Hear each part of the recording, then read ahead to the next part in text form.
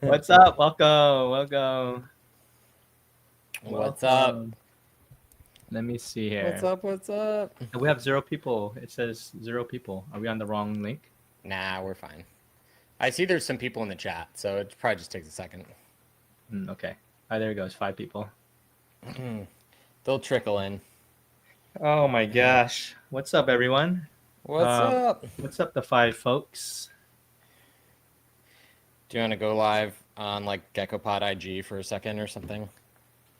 Or do you want to just roll with what we get? Let's give it a minute. Let's see. I just got the link to that it's live, so let me Cool. Let me jump into my phone and take a quick peek.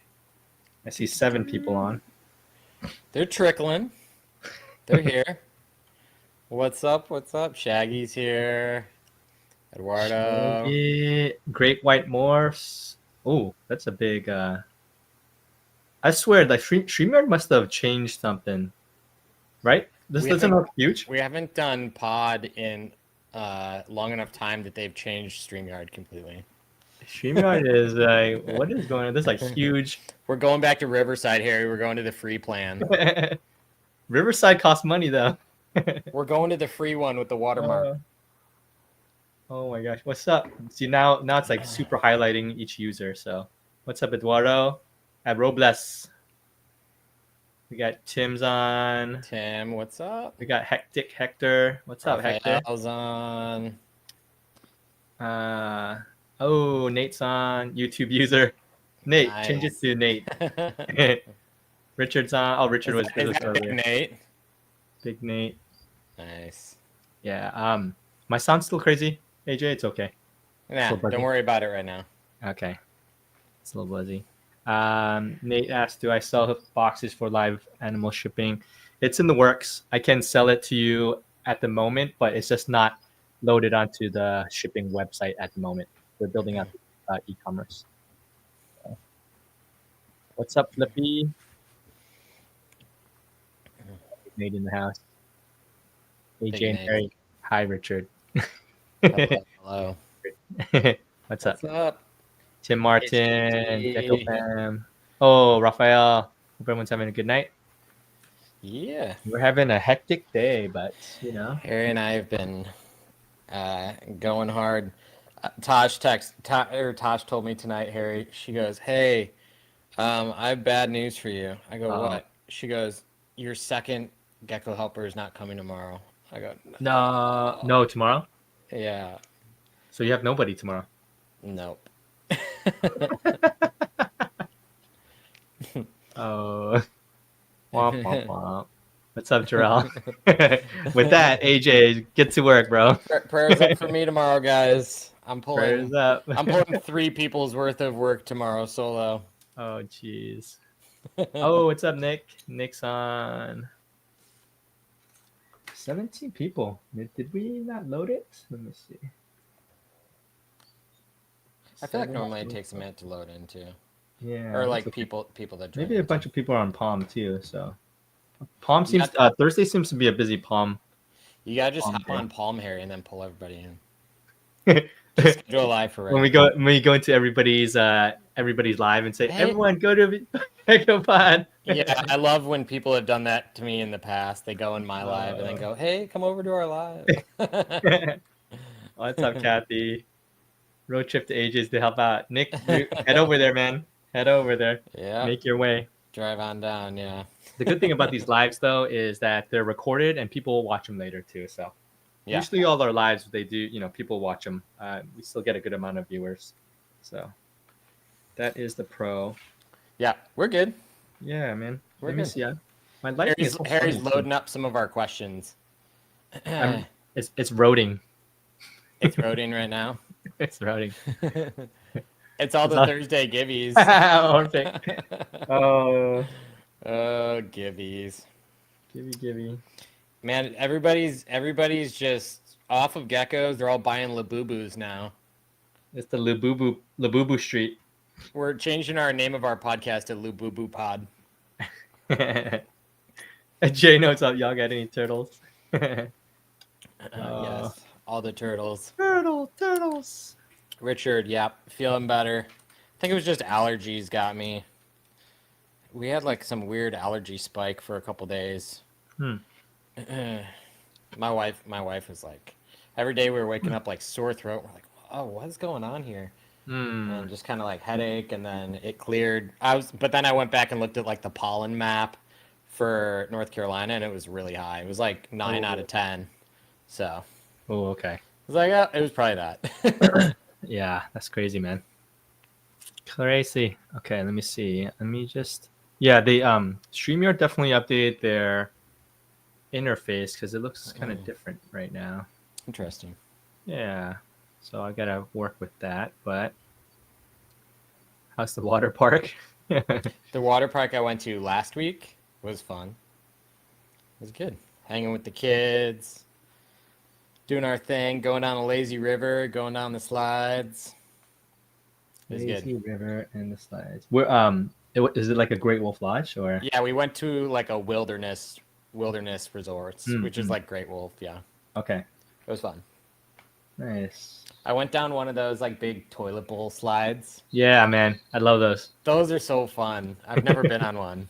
Yeah, yeah, because you sit in your is it like a 5 passenger or 8 passenger thing? I think it was up to 5 people, but the max weight was like 700 pounds. Hmm. Okay. So Okay. I think like 4 of us went. And oh no, that one was only I think that one was only 2 man, the toilet bowl was. So I went with my brother-in-law, and I didn't realize that right before you drop in the toilet bowl, it's pitch black, and then it's Yeah. like a very Yeah. like you get like air, like it's so steep falling in, and he was going backwards at that point. No. And by the time I Did- saw the drop, I couldn't warn him. So he just got like he flew. blind dropped backwards. I uh, was like, I couldn't have time to warn you, dude. I was not gonna be pretty able to crazy. help you out there. Oh man. So, but it was fun.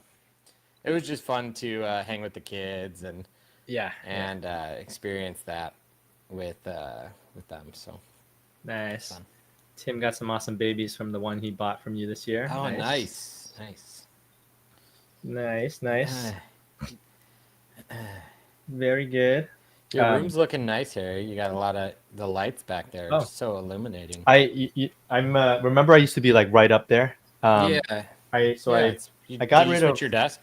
I got rid of the racks right here in this corner. Uh-huh. And then I moved a rack of this rack down to the hatch room. So basically everything on this side of the room is cleared now, except for shifted my desk back and then a couple drawers. So Yeah, looks nice. remember when we did our first episode? It was my desk was kind of back here, and then Yeah. So I'm kind of back to that. That was like 3 years ago. Now I'm back to. I've moved my desk, like it used to be here at one point, and then Yeah. it was like it was over here, and then now it's Yeah. here. It's like I've hit like all the angles in this Wait, room. is your door to the left of you? My door is over here. Okay. Yeah. Okay. I remember going. So it's the same from when I was there. Probably. When I came by. Okay. Probably, yeah. Yeah. It's always fun to rearrange. Cool. Well, we are on episode 91, I believe, of the Gecko Pod podcast community. Gecko podcast for the Gecko community, where we talk about Is this 91? geckos. I think it's 91 because we did 90 last time. Oh, okay. We did 90. It was I don't even remember what we did last time, dude. We've been on. It's been a while since we've been on, so I think it's only been like 3 weeks, maybe, hasn't it? maybe a month. It's all a blur, man. My head is so foggy with this is so busy. Yeah, we both been Oh, busy. So it's 91. Sorry, I interrupted your intro. I don't remember. Oh, episode 91 of the Gecko Pod. We talk about the hobby and business of breeding geckos. AJ and I, Harry Zero's geckos, AJ D Reptile. The usual. I always forget to do intros now, I feel like. But I know it's like at this point, people either know us or they don't. how big is that Zep bottle? This one, Alex told me about this, Alexander German. And he's like, bro, I got these new Zep bottles. you can point it sideways and you can still spray. And this is like the multi-directional. So it even says, look, it says sprays upside down. Wow. It comes And, preloaded with bleach in it. yeah, so you can bleach your geckos, the high white. Well, This I is think we get them the high whites. We spray them with bleach. No. that's a secret, guys. Don't do that. Yeah, That's not no, true. don't do that. Yeah, they're gonna blame us. 32 Misinformation. fluid ounces. Wow. Focus. There you go. The normal Nice. one is a little bit. I think it's 24. These normal ones. So the normal ones is. Oh no, these are the same. 32. Dang. They're the same. It's just. It's just a small. It's a squattier I bottle. was gonna say chodier. Yeah, they're just a little bit thicker. just a little bit thicker. What's up, Bryce? Bryce Brycey. is in the house. Oh, Bryce. Cool. Asked a lot, Harry, recently if I'm gonna be or if we're gonna be out in the California shows in the next month or so, and I said not this one's, but I hope to be back in January. Oh, who asked you, Bryce? A bunch of people. I've been asked like Okay. multiple times. Yeah, come out next year, man. We'll do it. Yeah, we'll be back Yeah. on the train once that'd be the good. babies are a little bigger. Yeah, great white. The human babies. They're exactly the same, but it does feel heavier, and I thought it would hold more, but it's pretty much the same. Interesting. Yeah. Anyway, yeah, I want to do a quick catch up on the week and a quick update on why we've been MIA for a little bit. Sure. How's everything going with you? I know you had vacation, right, AJ? Yeah. So I had vacation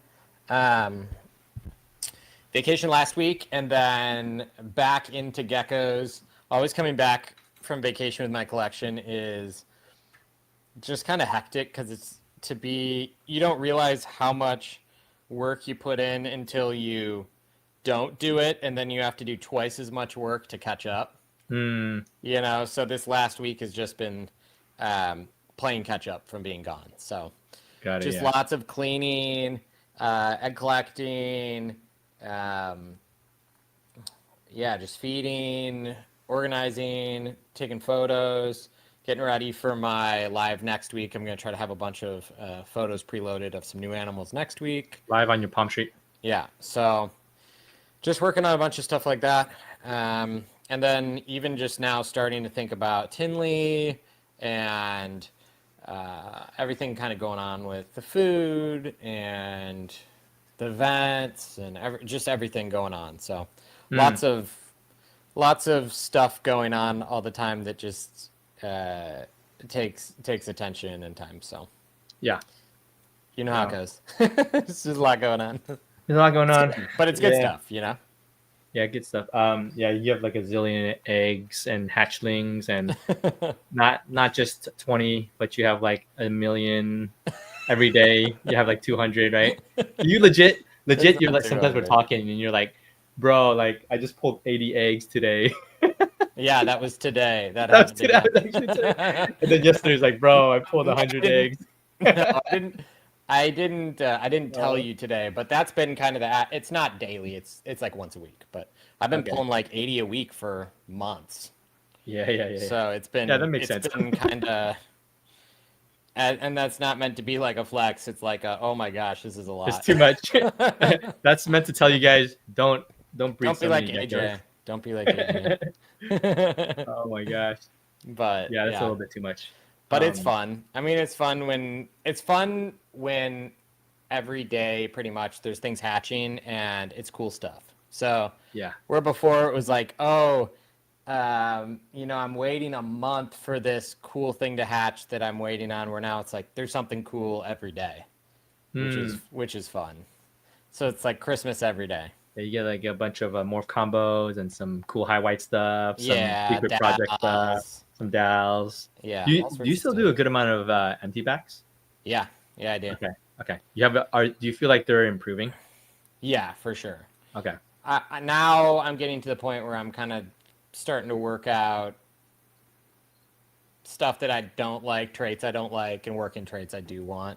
So I'm trying to kind of work them whiter in the like work the pins whiter and work the base darker. Yeah. So I want them more because a lot of empty backs out there are like black and tangerine. Yes. So And you're trying to work the tangerine out.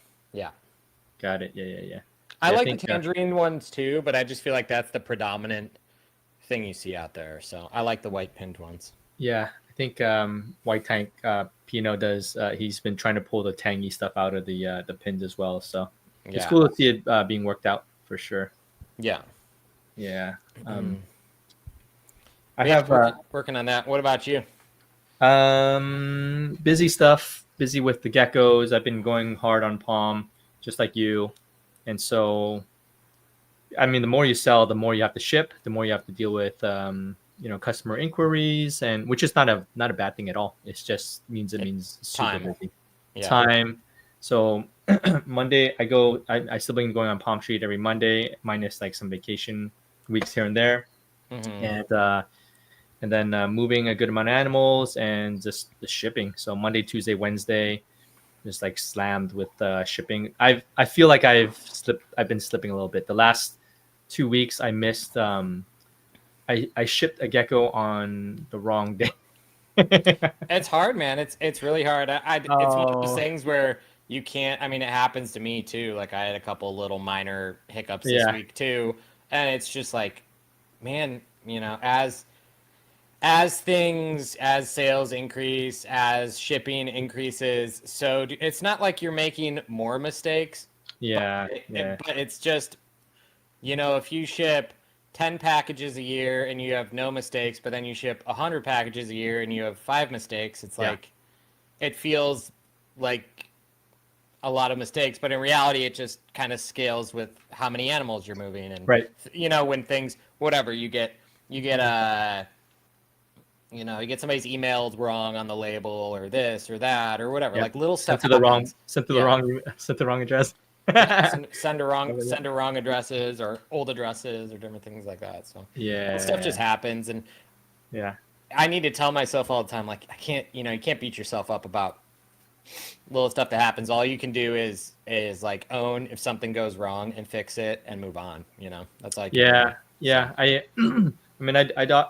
When that happens, then anytime it's my mistake, then I'm like, I feel super bad, and yeah, I realize, like I've been going like really hard the last maybe like last 6 months, 5 6 months, and I'm just tired. Like I was telling my wife, I'm just like, Yeah, we're both in the I, same I boat. legit, I just text her, I'm tired. It's just kind of like, oh, every week it's like, I'm tired. She's like, dude, just go to sleep. I'm like, no, you don't get it. It's not just that. It's not that. It's like I'm It's tired on every front: yeah, emotional, mental, physical. yeah. I mean, I do need to sleep more. That will help for sure. Yeah. But yeah, I'm just tired. There's just so much going on. But I really enjoy it. I mean, like I think it's fun. We talked about this before last time too, AJ. When I think we did another Q&A a month or so back, and then I just talked about, like the work itself is like stressful, but I mean, dude, we're working for ourselves, man. And Yeah.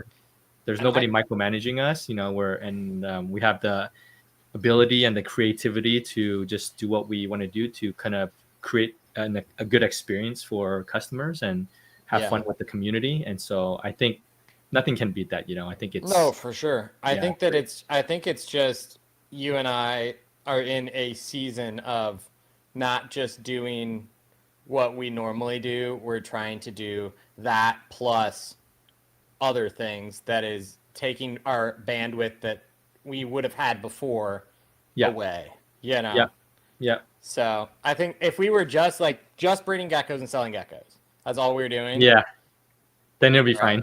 fine. but we're trying to do more We're than that. doing all So these other things with business, as people know already. You're yeah, working on food. I'm working on shipping, yeah, and those things are just beasts of. Those things are, yeah. It's a pretty. It does take a lot of work and a lot of energy, mental energy, yeah, and there's just so many back end components to different, that different aspect of business for both you and I, right? yeah. And it just takes a lot of energy. So it's good though. It's good though. Can't No, complain. yeah, Yeah. it's awesome.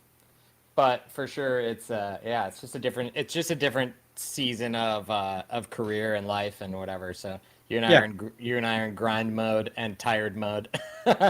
yeah, But it's good. it's Like good.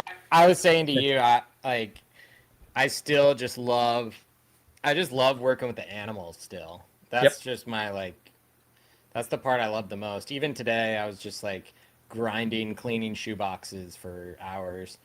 Like I love getting to see the animals. So It is good. and Yeah, I just mean like before. getting to look at everything, and I'm just like this is why we do all this, you know. Yeah, before. I mean Just the before jumping beauty of onto the the show. animals.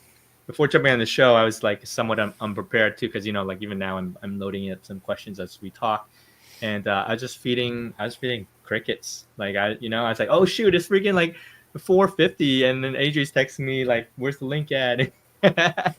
So I mean, there are You're days just where like we're like, boom, boom, boom, throwing crickets, and you just. I like I still have 3 or 4 more racks to go downstairs, and then I have my upstairs here, so I'm not done yet. But I was like, oh no, yeah. So some days I'm prepared, other days I'm just like in a brain fog, and today's one of those days where it's just taking its toll, So um, oh sorry, I missed all these chats, so I was loading. First, Gerson's on. Yamori, Preston, could you guys explain identifying head X, please? I've heard something about grayscales. I don't think there's head markers, right, AJ? Nah. No, I don't think there are. Yeah. Hector. I No, think a lot of times what you see when people, I think a lot of times people talk about like a reduced pattern and het axes, but I think it's because a lot of het axes Phantom. are also het phantom. Correct. Yep. So that is correct. Yeah, I've done enough of those to hit these like phantom that kind of flames it out, where the pattern is they gone. basically just look like flames. Yep. Like no lateral pattern, just like back pattern. Yeah, and that's the phantom at work, not the. There's no het markers, so yeah. As far as we know, I mean, somebody could maybe eventually figure it out, but I haven't seen anything. Yeah. Even in like putting a microscope on them, I haven't really seen anything. Vicente's on. What's up? Aaron's in. Fellow AJ. Yeah. Ryan Brent. Oh, what's up, Ryan? Think y'all will get more views than Taylor Swift and Travis Kelce at New Heights podcast. Oh, they have a new podcast together? They had Taylor Swift went on the podcast and announced her album. I heard about it from Gabby. Oh, because Gabby's a huge Gabby's a Swiftie. Yeah. She's like, "Are you so excited?" I'm like, "Not really. I mean, I'll listen to it when it comes out, probably, but." Travis Kelce, man, bring all the football guys to. That's funny because it's like I'm neither a Swiftie or like or football. A football person. So I'm like, this is the last thing that I want to watch. Zero interest. Pop music, pop country music, or football? Nah, I'm good. Not that I like hate it. I don't know. I just don't. Yeah. I feel like I'm in like young kid dad mode where I have like no capacity for anything. So when it comes to like TV shows or anything, I'm like, I don't have time to watch TV. We got zero time, guys. I go to sleep when the day ends, and then I wake up and I do it again. I finished Gecko work, and I'm working on the shipping business for the next 3-4 hours before it's 2 a.m. and then wake up and do it again. So, oh man, we do have some questions. Want me to load up a few questions for us? You just got another one too. Okay, let's do a live one. Dolphin Gal. Oh, Dolphin Gal asks. Yes, there's a dolphin in there. That's amazing. Yeah, I remember Dolphin Gal from Palm Tree. That's awesome. We've seen sables and axanthics take off in popularity. Where do you think the trends with those will move towards, or circle back around to tigers or down? I mean, I think that sables and axanthics are popular right now. I think they'll continue to be popular. As far as demand for them, pricing will probably continue to lower as supply rises. Like anything else, if there's a lot of supply, the price will come down. So you'll see cheaper and cheaper visual axanthics and combos. But I think this is just my opinion. I think that axanthic has less runway, even though it's recessive. because it wipes out a lot of pattern and color, Mm. majority of color, it really kind of like limits the number of things that can be done with it. You can't like Yeah. work on color Yeah. much. You can make a light gray one or you can make a dark gray one, you Yeah. know? Yeah. And it's You could. like, and then it seems to suppress a good amount of white pattern Hmm. where you can get some, but you can't make like a full white patterned axanthic as far as I've seen. And even when they're like stacking them in Korea and stuff, I haven't seen like hyper high white axanthic stuff. Yeah. Um, Yeah. so I think that axanthic is one of those things where it kind of has an inherent like governor on it where it can't go much further unless we get some other gene that just pushes through axanthic because it's so strong. I think that there's a little bit of like a cap on how much pattern, how much white, how all of that to an axanthic. But sable is like lily white or like cap, where you can make different base colors, you can make pins, you can make Harleys, you can make phantoms, you can make combo it with any other gene. So sable probably has more runway as far as possible combos with Yeah. it. So I think you'll see like a standard, like run of the mill Sable, just like a basic one, you're going to see the price drop. I'm sure you already have, but the stuff that is exceptional or different, like a different combo than people normally see, I think will still command pretty decent pricing. Yeah. I mean, I see the sable as kind of the high white thing. You're going to see a ton of sables soon, which you're already beginning to see. But people are going to be working with them, and so you'll get the spectrum of like low quality, mid, and high. So I think a lot of people will be working with sables. And I would say And the same thing for cap too. I mean, yes, yeah, you can buy a $30 cap and you can buy a $10,000 cap yeah, right now. yeah, like a high white cap, right? Yeah. So there's, there same thing. I mean, same thing within Xanthic to a point, but I feel like the only ones that are hyper expensive are those like solid dorsal quad stripe ones out of Korea, like the who makes those ones? Like Gecko Land makes them, Mm. and oh, not Gecko Land, Infinite Gecko. Infinite, yeah, Like yeah, Infinite, yeah, they're because they're still like charging black like white.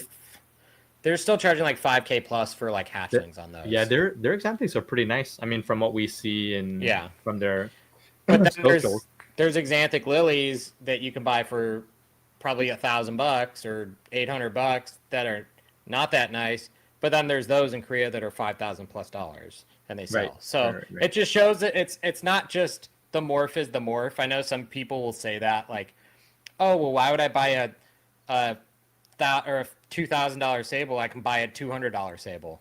It's like, Yeah. well, go ahead and breed that thing. You'll make a bunch of $200 sables, you know? Why would I buy a $5,000 high white, and why wouldn't versus a gecko from Reptiles by Mac? It's like, Yeah, or buy like a $20 Dalmatian, or buy like yeah, the nicest Dalmatian you've ever seen. It's just one of those things. Uh, is it still the same gene? Does it have the Dalmatian gene? Does it have the sable gene? Yes. But do you want to take 10 years to make an animal that looks the way you want to? yeah, yeah, If you don't want to take 10 years to make it, maybe just, invest a little bit more on the beginning stage. And some people yeah. just want to take their time, and there's nothing wrong with that. Right, But right. but yeah, moral of the story is I think that anything has potential. There is extremely expensive versions of everything. There's expensive Halloweens. There's expensive, dowels, sables, caps, tricolors, high whites, triple X's. Any of those things, there is a range of quality, and the popularity and the supply and demand of that is ever moving. So Yeah. just breed what you like. Yep, The yep. reality is. When people ask like, oh, should I get a sable or a cap or Xanthic? I'm like, Do you like at this, them? yeah. I mean, also at this point, it's affordable enough to get all of them. Yeah. Just get them all and then just try to work with them and try to Yeah. improve the stock and the quality of what's out there already. And don't just breed them. For me, I'm just like, we gotta just tell people not to breed things randomly just to breed that morph, because otherwise it floods the market with kind of low end stuff. But yeah, They can do it if they want to, though. But yeah, whatever. you could do whatever you want. You guys don't listen to us. You don't have to listen to us. This is just our mentality on how we do things. Though. Yeah. We just try to make things as nice as possible. Yeah. Oh man. What is Paul is asking? How high of hatch rate do you have? What do you mean, Paul? Like how many die? Like what percentage of successful hatch? I mean, it's got to be like 99%. If the egg's fertile. Yeah, that's true. It's very high. Yeah, Brian says, hope they stay in price for a little longer. They'll be up there. They'll be okay. Especially nice stuff. Yeah, nice stuff will command a decent amount still.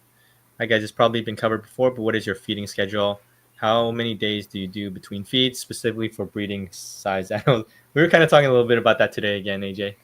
Yeah, I mean, I think you can either do for breeding-sized animals. I would say you could do... it depends. It depends on how... I would say if you're running your room warmer, I would say you have to do a 3-day-a-week, just because of metabolism. I would say 3-day a week if you're running your room like, say, upper 70s to 80. If you're running your room colder, like 71, 72, you could probably get away with like a Tuesday, Thursday for adults because they're just not burning as many calories. Yeah. But in general, like a Monday, Wednesday, Friday would be sufficient for adults. Oh, what is this button here? Really minded. I didn't say anything. Okay. There's like some StreamYard buttons. Yeah. For me, I was just talking to AJ earlier, and I said I'm starting to feed. I was feeding four times a week for a good while, and then more recently, the last couple months, I started feeding 3 times a week. So I'm trying to lock in my days, and I'm finding that Tuesday diet, Thursday crickets. That's today, so I'm just feeding crickets today, and then Saturday diet again. So those 3, just every other day, kind of feed through that cycle. And so far, it's been good. It's been working well. Clear bowls, Nice. Still look beefy, but not getting obese. So. No fatty liver disease. nothing dropping. Nope. You're good. Who's got animals competing in Daytona for gold standard? Not us. Not us. Harry and I are chilling at home. We're chilling, yeah. We're chilling. If you guys do, though, in the comments, feel free to say so. Okay, let me hit a couple questions here, AJ. Do it. Okay. Some of the stuff we've covered before, but we have new viewers and people always constantly popping in and watching new episodes. So we'll just go through some of these things. What do you look for, asked Richard, when keeping back investment quality geckos?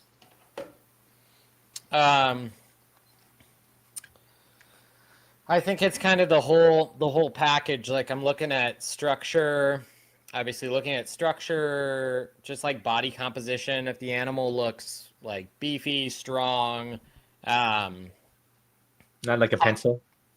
Yeah, it doesn't have like a pencil tail and a giant head with bulging eyes.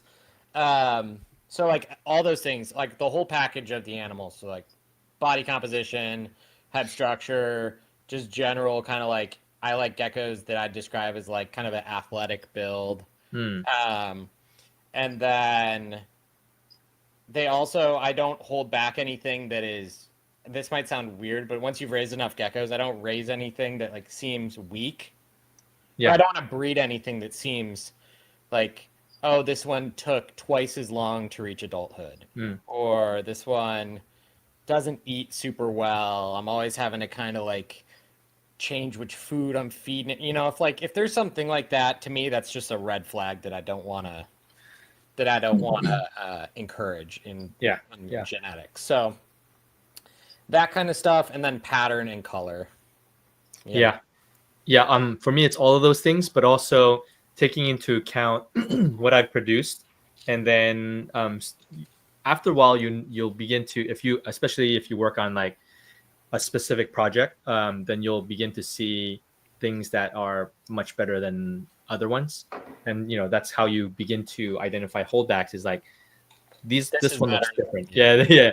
It's hard to say. This It's one's hard to got a just little extra something. Yeah. yeah, it's hard to describe without understanding your own stock. So this is where you have to just have experience with producing your own animals. And so for me, I produced enough of like these high white Harleys that as they hatch, I can begin to notice quicker like some of the stuff that might turn a little bit whiter, even though like in the beginning of when first started breeding these things, I just couldn't tell at all, and I was like, is that a lily white? Mm. Is that, I don't know what it is. And then after a while, you begin to pick up little things that you just notice after seeing hundreds and hundreds of animals. So yeah, all that stuff that AJ said, but also just keep producing and making your own stuff, and you begin to develop an eye for Well, your own yeah, product. when you've made a full season's baby or multiple seasons babies out of a pairing or out of a project, and you hatch one, you go, oh, that one's different. That one's better. You know, Yeah, yeah, it's just got a little extra of whatever that project needs. If yep, it's like, oh, it's got a little bit more white pattern. Oh, it's got, the base is darker and it's oranger. Like I'm looking for that. Oh, it's got more spots than the majority of them when they hatch. That's going to be a good one. yeah. Different things like that. Whatever the project is and that like marker of quality is, you're kind of watching for that. Right, right. Yeah, and But then you might, so back to like, so this, like back to that question though, I've had it happen many times where it's like you see one pop and you're like, dang, that thing's different. It's special. It's got this like wow factor. And then you start growing it out and it might not tick the box for like it's got bad head structure or it's got yeah, whatever.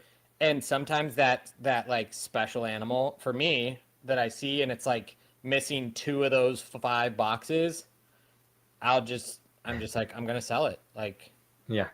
I'm not gonna breed it. Mm, mm. Even if I haven't, it depends. Like if I feel like it's gonna take the project backwards, I don't want to breed it. Even if the color is better, the pattern's better, if it's got two or three downsides, I'm like, oh, better luck next year.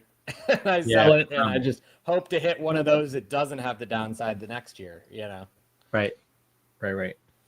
Yeah, yeah. I agree. I think it's yeah, as you kind of like, yeah, as you kind of produce stuff, so in those projects, sometimes you're going to produce things that are actually like pretty nice, and you'll be like, oh, cool. But then the more you produce, the more you'll be like, oh, okay, like there's like different levels to it. Yeah. Some of these things are like, oh, these are already nicer than others. So basically, you'll hit like some good mid-high stuff, and then you're gonna hit some even higher stuff. And those are, so initially you're gonna have like, oh, these are my holdbacks, and then you're gonna start making things that are a little bit even nicer, and you'll be like, okay, actually, those are my holdbacks, and I'm gonna sell these. So one of the questions, I don't know that I loaded it somewhere here, but one of the questions is how do you figure out what your holdback is, and yeah, how do you choose holdbacks basically, like for holdback qualities? Let me see if I could pull it up. Yeah. I mean, I think that comes down to a lot of what we talked about there, where it's like there's kind of those categories, and it's kind of like what the gold standard club kind of is looking at is, those rating categories of pattern, color, structure, all these different things, and then probably if it's a project that you're really trying to get holdbacks out of, I would raise that stuff as big as you possibly can before you Yeah, sell it. yeah, I know everybody's kind of in a rush to sell stuff, but if you have a project that you're really like trying to key in on, you should not sell any 5 gram, 3 gram hatchlings. yeah. It's that one is tough though, AJ, because like, as I'm kind of producing stuff and making stuff, and you show little things here and there, and people are like, oh, that looks awesome, and then it's just That's it's why a I little just bit. don't show them, Harry. I know it's a little bit easier to sell, and then but then you sell this thing for $250, but this is probably gonna be like a $500 animal, and then so sometimes you're like, screw it, I'll sell it, and then but really it's gonna turn out pretty nice, So you're trying to make that quick buck, even though it's like a nice one. That one is tough. Yeah, that one is tough. Yeah. Oh, yeah. Anyway, yeah. So choosing holdbacks, Be like determining. me, hold back way too many animals, and then decide that they're not holdbacks when they're like 35 grams. Oh, that would suck, dude. That's not bad because then I have this army of like nice big animals I get to sell a couple times a year. Yeah, yeah. You're like, I don't want to keep any of these. Like I would tell you right now, I don't want to exaggerate. I probably have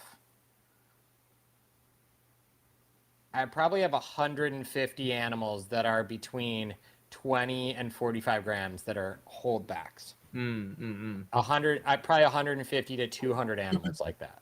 Yeah, and then you just wait till they grow up a little bit more, and then you sort them. I let them get, yeah. So it's like I'm letting them get to like say 30 plus, and then I'm gonna be like, okay, I don't need all of these, and I'll trim 75 of those out. Yeah. Or more. Yeah. John, welcome to our live. Yeah. You made it.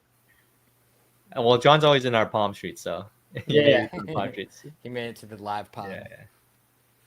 Yeah. Oh, Smoke Show is going to GSGC. Nice. Best in Show, 3 years in a row. Yeah. Yeah, I think it is tough to. I do think it is tough, like initially when you first start breeding and hatching things. It's not easy to tell hold back stuff right away. But that's why when you're new, you should probably just keep everything back. Yeah. First 2 seasons, just see how things develop and grow. You really learn how to develop that eye. So, oh, what's up, Austin? What's up? Did you say Austin's gonna? Yeah, he's riding up with me to Tinley. Oh, sweet. So Austin's going to be chilling at the tables? Yep. Nice. He'll probably be walking around too, but okay, he'll be there. Nice, man. Yeah, it'll be good to see Austin. Yeah, we'll be manning AJ's booths. AJ, how is your Gecko diet coming along, and when will you do the unveiling? The diet's coming along very well. I hope to have the tester program live in maybe like a month-ish. And then after that, like the public testers. And then I hope to have it live by the end of the year for everybody else. Nice. Is the goal. What's end of the year? Like October, November? Probably like late fall, like November, December. Okay. It's kind of my target go live date for everybody. Nice. What's up? But there might be an opportunity to buy it prior, kind of like beta buy it. So yeah, I'm excited for you, dude. Yeah, I'm excited too. I'm very excited. Yeah, I think it'll be good. It will be good. Okay. Let me see. This one is specifics of breeding, like what time of year to pair, how to candle eggs. So I say that in general. So some people will pair year round. Not most people don't, but in general, most people's seasons are anywhere from January to June. I feel like that's like a really safe range to say that's when you can pair things. And it's starting to heat up. The daylight is a little bit longer, and you'll get longer seasons out of more clutches out of your females. And yeah, I think that's like a general good space, right? Jan to June.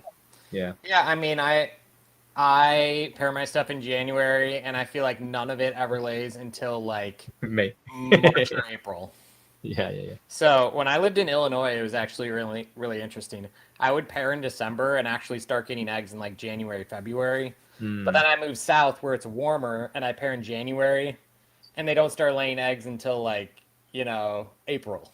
Yeah. But they lay until December. So it's like some of them I'm like trying to get them to stop. So I think my season, like moving south, warmer, my season actually got later. Like it starts later and it runs later. It's not just because it's not just because of this. Not light cycles. No. I don't know. I can't change it. No matter what I do, I always think I'm like, I mean, I know that something's not wrong. Right. But the first couple of years, I'm like, oh my gosh, like nothing's laying. And then suddenly it's like nothing's laying. 20 eggs this week, 50 eggs the next week, 80 eggs the next week, and I'm just like, oh my gosh. And then I just am later like, in the eventually by the end of the season, I'm like, stop laying eggs. Yeah, so So, majority of your stuff is just later. yeah. So Yeah, now so I you're just just know shifted. it just starts later. Yeah, you shifted down.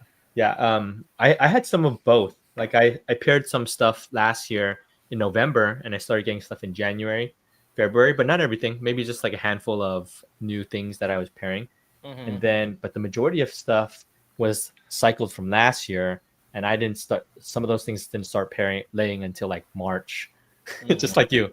So I see it as just like a continuation from last year of that cycle. So I don't know. I don't have an answer for that for myself. Yeah. Yeah. I think you just kind of play around with where you live and kind of see. Feel free if you want to breed them in January and then kind of see what Yeah. happens. If they start laying in February, then you could probably start pairing end of December, early January. Or what I used to do for 15 plus years is I always paired them at like Christmas. I kind of start pairing around Christmas because a lot of mine would stop laying eggs in like August in Illinois. So I'm like, Yeah. okay, I haven't gotten any eggs since like August. I'd pair them. I mean, they'd be like resting for a long, long time. And then here, I'm like, these things lay until December. Like I can't. So Yeah. some of mine are starting to dud out now for sure. Yeah, So. me too. Me too. And then I've been slowing down on repairing on everything. I've been trying to just pair things that I know I really like. Yeah. But yeah, I mean, it is interesting. So, I mean, when you buy like proven females, which I've bought proven females before, and then you don't know what cycle they're on, and so I've been pairing them. Like, it's like these things have been paired for like 6 months. There's no eggs, and then you just realize that whoever sold it to you probably just like ran it all the way until they sold it, right? And then I was like, okay, Yeah, the thing might need a little bit of a break. yeah, I might need, yeah. So when you buy proven stuff, then just gotta be patient with with when the cycle begins, because sometimes even the seller doesn't necessarily know right away, like, oh, it could be next month, it could be 6 months. And I feel like a lot of times when you buy proven animals, like females that are quote unquote proven that haven't been bred, a lot of times they're overweight. And so what a lot of people I would recommend they do is, like, say you buy a proven female. Well, if the person didn't breed it this year, it's been sitting for 12 months because they didn't want to breed it for whatever reason, and the thing's 65, 70 grams, you really Yeah. need to put it on a diet for like 6 months before you breed it. Mm. Because you won't get eggs. If it's too overweight, you're not going to get eggs anyway. Yeah. Yeah, this is true. This is true. Yeah, I've had that experience myself. Yeah. Yeah. Oh yeah, see, here's Thomas asking what to look for when breeding for quality. I feel like that kind of falls in kind of that holdback stuff. Yeah, similar to what we talked about. Yeah. How did you get so comfortable with shipping? Best ways to ship? I keep all my boxes. Is it good? Oh, sorry. Is it good or not? VDA asked this. I think you just have to. So I'll start with when I first started shipping animals. Then yeah, I mean, I was just asking you guys questions all the time. Like, oh, what do you do, AJ? What do you do? So and so, and just asking everybody's advice. And a lot of people kind of walk me through some of that, and you just get more and more comfortable because you begin to learn from others how they ship in different temperatures, different situations. You begin to learn various routes. The more you ship, you're like, okay, this one's going to Memphis, and I'm in California, and oh, this one's going to stay over on the West Coast. It's going to go through Oakland because I know that Utah, Arizona, it doesn't go out to Memphis before coming back, right? Yeah. Like some packages. So you begin to learn more routes the more you ship. And yeah, I mean, the best way to learn is just to ask people that ship a lot. So yeah, and then I keep all my boxes. Is it good or not? You can keep your boxes, and which I did my first couple seasons. I just reshipped all the boxes that I when I bought stuff. I saved all my boxes, so I had like piles of boxes, and then I reshipped in all of those, and I basically cleared all of that out. Unless it was a really bad condition box, I just tossed the ones that have like all these stickers on it, had multiple layers of broken tape on it. I was like, this is gross, man. Just toss that crap out. That's the line. Yeah. So, but so I'm a huge proponent of just like shipping in a new box or like a like new box, you know. Yeah, for Um, sure. and I Same. ship. I don't ship a single used box. Yeah, yeah. At this point, it's all new for me. It's also because you and I, AJ, don't buy that many animals anymore. So Yeah, I don't have any used boxes anymore. yeah, yeah. So we really don't have And boxes I to be. also, you know me, if I buy an animal in, Yeah, I you toss quarantine it. it. Yeah, I burn the box in the deli cup. Like it doesn't stay.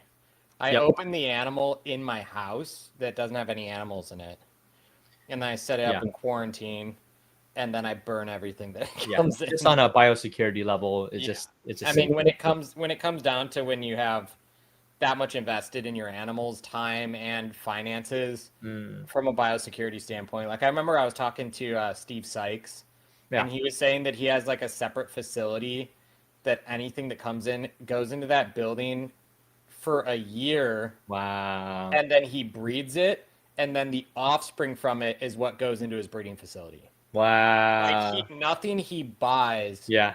ends up in his breeding facility. He has a quarantine facility he breeds out of, and then takes the eggs, incubates them, and what hatches is what goes into Yeah. his facilities with his other animals. That's pretty crazy. That I mean, that's Like next level. Like basically, he's like hyper paranoid, yeah. Basically, it's like which is not exposed. bad. Yeah, no, it's crazy. That's so his actual like stock of breeding stuff, or his actual stock is like there's no way any Yeah, outside animals or parasites are gonna get into that yeah, thing. yeah, That's incredible. That's next yeah. level. Wow, wow.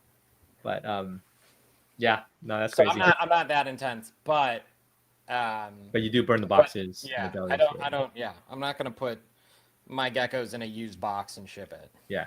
I'm not as strict. I'll still if it's the box is in good for example, if you ship me a box, I I'm mean, gonna you and reuse I, it. yeah, Yeah, yeah. Like if someone ships me a brand new box, I'm like, okay, I'll reuse it. You know, I'm okay with that. Um but yeah, yeah, Vincent, just practice shipping and ask people um and yeah, I mean with the whole shipping thing, the shipping website, the platform, like I do want to educate more and more people how to ship, just like how you guys have taught me. I want to kind of share that and just get more people comfortable with shipping. mm, Because dude, so many people have asked questions like, oh, like about how to ship. They're worried about shipping, and they should be, right? Because you're shipping a live animal, and it seems you want the best for it. You're scared to mm, ship it in inclement weather, and so yeah, ask a lot of questions. I think that's the way to do it. yeah, makes sense. Any let me see. I'm just looking at some questions here. RJ asks, is it best to pair breeders that look alike or pair based off of lineage? I think it depends on what your goal It is. depends what you're trying to do. Yeah. Typically, if an animal, unless it's a recessive trait like phantom or xanthic or Yeah. something like that, looking at lineage, if the animal you're breeding doesn't display the traits, does not matter. Mm-hmm. Like Mm-hmm. if it's a gene that isn't recessive, meaning it's not carried under the surface where um, it would express if bred to another het or a visual animal, then lineage doesn't matter if the animal doesn't display the gene. Hmm. Like if you're breeding white spot animals and the animal you have has no white spots, it's not going to make white spots. Hmm. Yeah. So, Hmm. Yeah. Um, yeah. I have nothing else to add to that one. unpopular opinion because I mean I'm from the old Lineage. school lineage. Yeah. Like that was the way that we operated before we understood genetics. Was so like say you have two geckos that are drippy, like they have drippy, or like one animal has like drippy white spots and you breed it to an animal, and the offspring you grow it all the way up and has no white spots. Mm-hmm. Mm-hmm. If you breed that animal to another animal that has no white spots, you're not going to get any. Hmm. It depends on the gene. I mean, if there's genes that are recessive, like we're saying, like phantom, or like axanthic, things like that, uh, then lineage definitely takes more of a role for sure. Hmm. Got it. Quick one. Are you guys doing Anaheim? Not this year, Vega. Probably next year. AJ and I will figure out We'll some probably stuff. come. Is Pomona January? Pomona January. Yeah, we'll Anaheim's probably in come to September. Pomona. Okay. Yeah, Pomona. Pomona we should be a fun one. Nice good weather. What are your quarantine procedures for animals? Time away from breeding. Yeah, test. You kind of answered that one. It depends on if the animal had issues, I would test. I would say I've never, with the people that I buy from, I'm pretty selective on who I will buy stuff from, and I've not had anything that had to be tested, like had a concerning, it won't eat, it won't hold weight, like parasite concerns, respiratory issues. Like I haven't seen that. So if that was the case, yes, that would have to be tested. But I will typically do, before it's in my breeding room, I have a separate space that I will keep that animal in for like 6 months. That's a long time. And I monitor it. I keep them on paper towels, and I monitor them and keep an eye on them. So, yeah, I'm not the strictest quarantiner. I'm not Steve Sykes, but I feel like you have a lot vested in your breeder. For crested geckos. Crested geckos are relatively healthy animals. Yeah. They're pretty. Yeah, I'll quarantine for maybe 2 months. I don't do 6 months. 6 months is quite a while. Yeah, I'll do like the 2 months. 6 months is probably overkill, but and it's not like I have like an actual clock, but like I try to keep them for quite a while. For sure. Yeah, I don't keep mine in a completely separate room. I have a corner that's away from animals, and I'll keep them there, and I'll monitor, like you said, paper towels, stools, making sure they're healthy. And I haven't had any issues yet, which is nice. So, but also, yeah, like you said, it's also I'm pretty selective in who I buy from. Yeah, buying from collections that have healthy animals. Yeah, like buying from randoms is always is a gamble. Yeah. I mean, that's why I pretty much like, unless it was an animal where I'm like, oh my gosh, I found an albino at a Repticon. Yeah.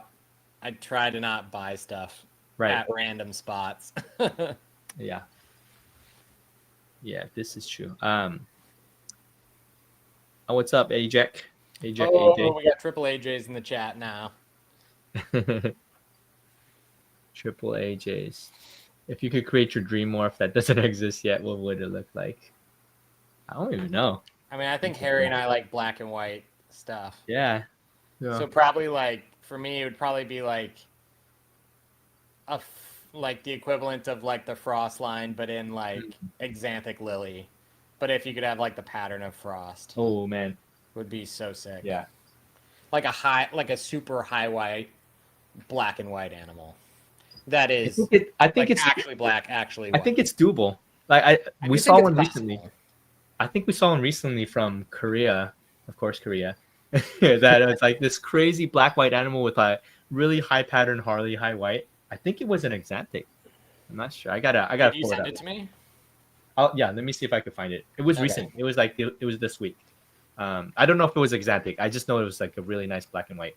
It was pretty nice.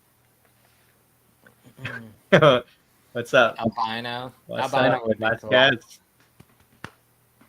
Vasquez still wants his Frost. You got What's up, Gecko Niner? Orange Frostline Sable Lily. That would be cool. You have a good amount of yellow stuff still, right? You can insert that yellow stuff. Yellow/orange into it. Yeah, I love the yellows. Yeah, we've seen this axanthic with red. It was like, I think even with Anthony, we think it's like a how do you say it? Chimera. Yeah, could be. Yeah. Hey, there's Sabrina. She's also a black and white gecko person. M. Brady, would you guys pair a black and white triple X to lily white or just both? I do both, Brady. Yeah, if you could do both, that'd be cool. Yeah, you could do both. You'll end up with a lot of like creamy stuff, but yeah. But yeah, the black and white stuff does hit occasionally. Yes. Yeah. Okay, let me see and pull up some of the questions. True black and white stuff is probably the hardest thing to breed. It's hard, man. Like, so when people say, like, when there are Most people that say black and white's not.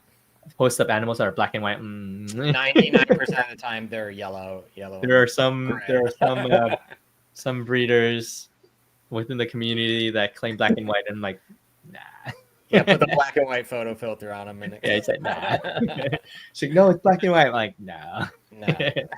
We've seen enough of these things. No, there are black and white stuff. Don't get me wrong. It's just it's a lot much of more animals common. Yeah, it's not as common as you think. That's why I think that it's a much safer sales term to just talk about things being high white. You know? Yes. Yeah, a high white is it's mostly white pattern, and it's got a lot of it. Yeah, and then even then I explain to people high white just means this white pattern, which includes the creamy degrees of whiteness. How white of a high white is it? Oh, it's it's pretty white. Paper, scale to paper. It's probably like an 8. You're into paper. What do you think? All right. Urine if you took a bunch of vitamins or paper. If you just ate 2 pounds of asparagus or a sheet of paper. That's very good. It comes with the smell too. I can smell this high white from here. Is that ideal to pair a pinstripe and Harley? If you want more pinstripes, pinstripes to pinstripes. Pinstripe to pinstripe. Because pinstripes are the lateral patterning, Harleys do the vertical patterning, and it breaks that up. So if you want more pinstripes, don't throw them to Harleys. Reptifem says building out your shed. So this could apply to both of us because we both have, quote unquote sheds of geckos, our gecko room. Mm-hmm. What were some of the things that you thought of? So when you so we'll start here. When I came over, I think it was the first time 2 years ago, you didn't have your geckos in your gecko shed yet, your gecko garage, right? Building, yeah. Your building, and it was just a garage. You had your lawnmower in there, you had boxes and a bunch of storage items, and then the next year, then you really built that thing out, and I think you drywall insulated everything.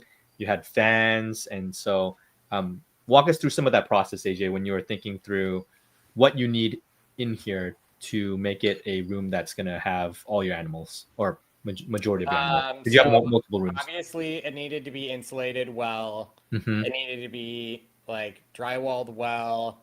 I needed good power, so I actually had my buddy who's an electrician come run a bunch of conduit and run me a bunch of outlets. Yeah.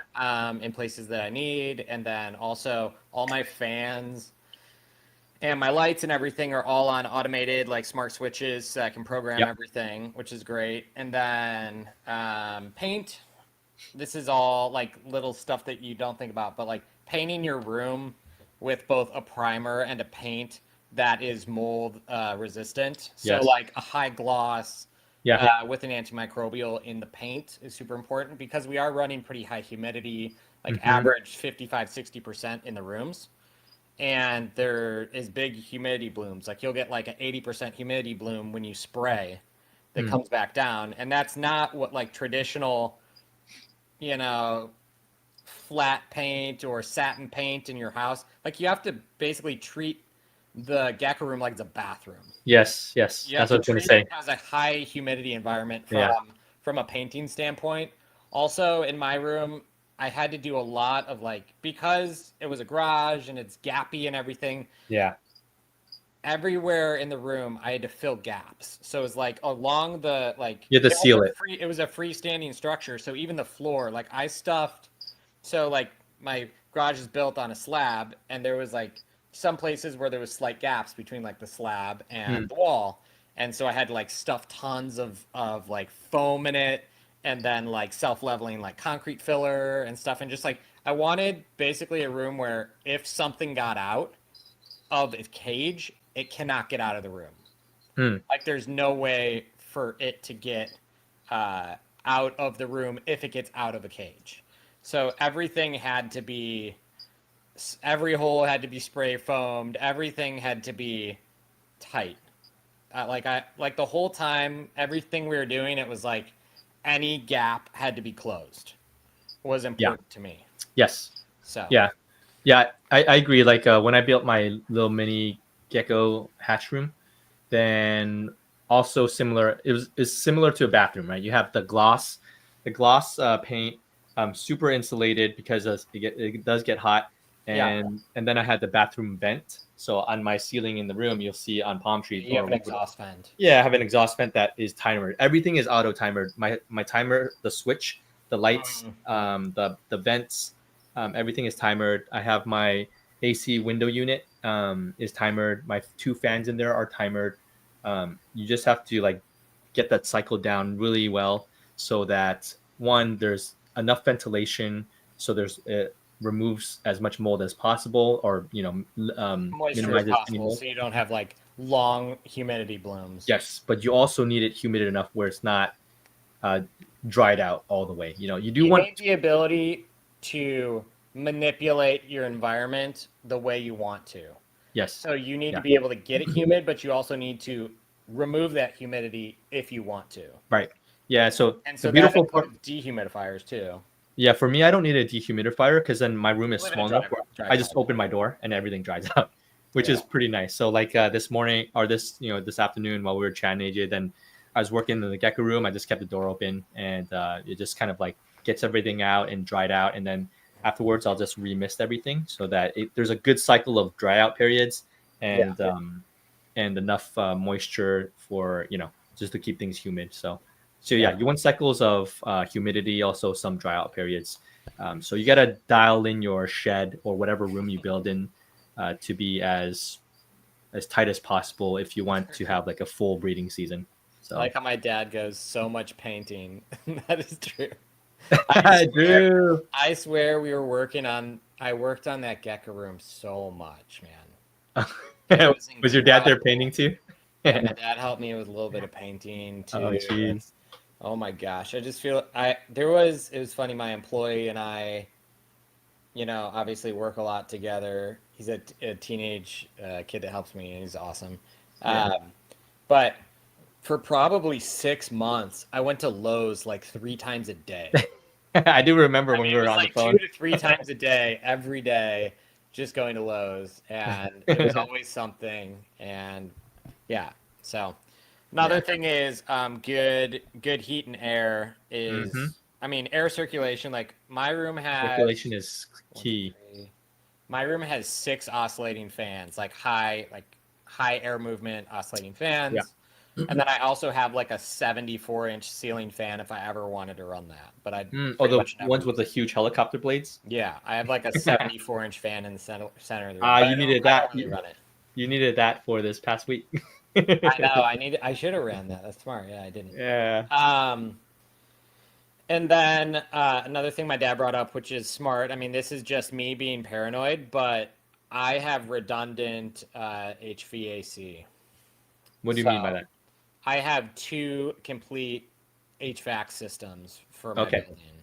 So basically, like the CFU and basically like how many CFUs it takes to heat and cool the building. I have 2 systems that can do the building solo. So Wow. if one of my HVACs fails, those are the mini splits that you Yeah. have. Okay.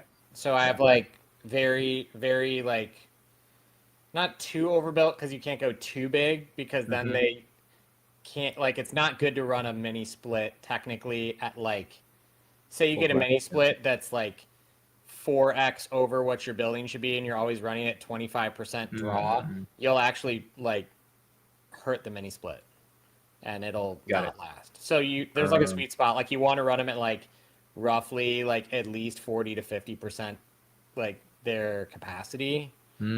So there's a sweet spot and you just talk to your HVAC tech about it and they'll talk to you about it. But so basically I have 2 redundant systems. So if one fails, I have a secondary. And then I also have building on a backup generator and everything. So Yeah. I'm in my hat up here. I have a mini split right here, and that served me very well. I have the floor heater that I learned from you to get. the radiator, and then but in my Gecko hatch, the hatch room, yeah, I have that window unit. I think it's the same one that we both got at the same time. The one you have in that room right now, the Dexter. Medea or The whatever. Medea from Amazon. Yeah. Yeah. Yeah, I think I got I actually the. saw they had them at Costco this week. They were like $100 off.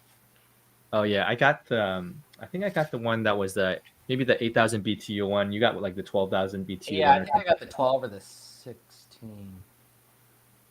12 or 16, I don't know which one. 12 probably. Yeah. That's just for my office in here. Yeah. I don't use that for the Gecko room. I just use it for this room. Yeah. So, yep.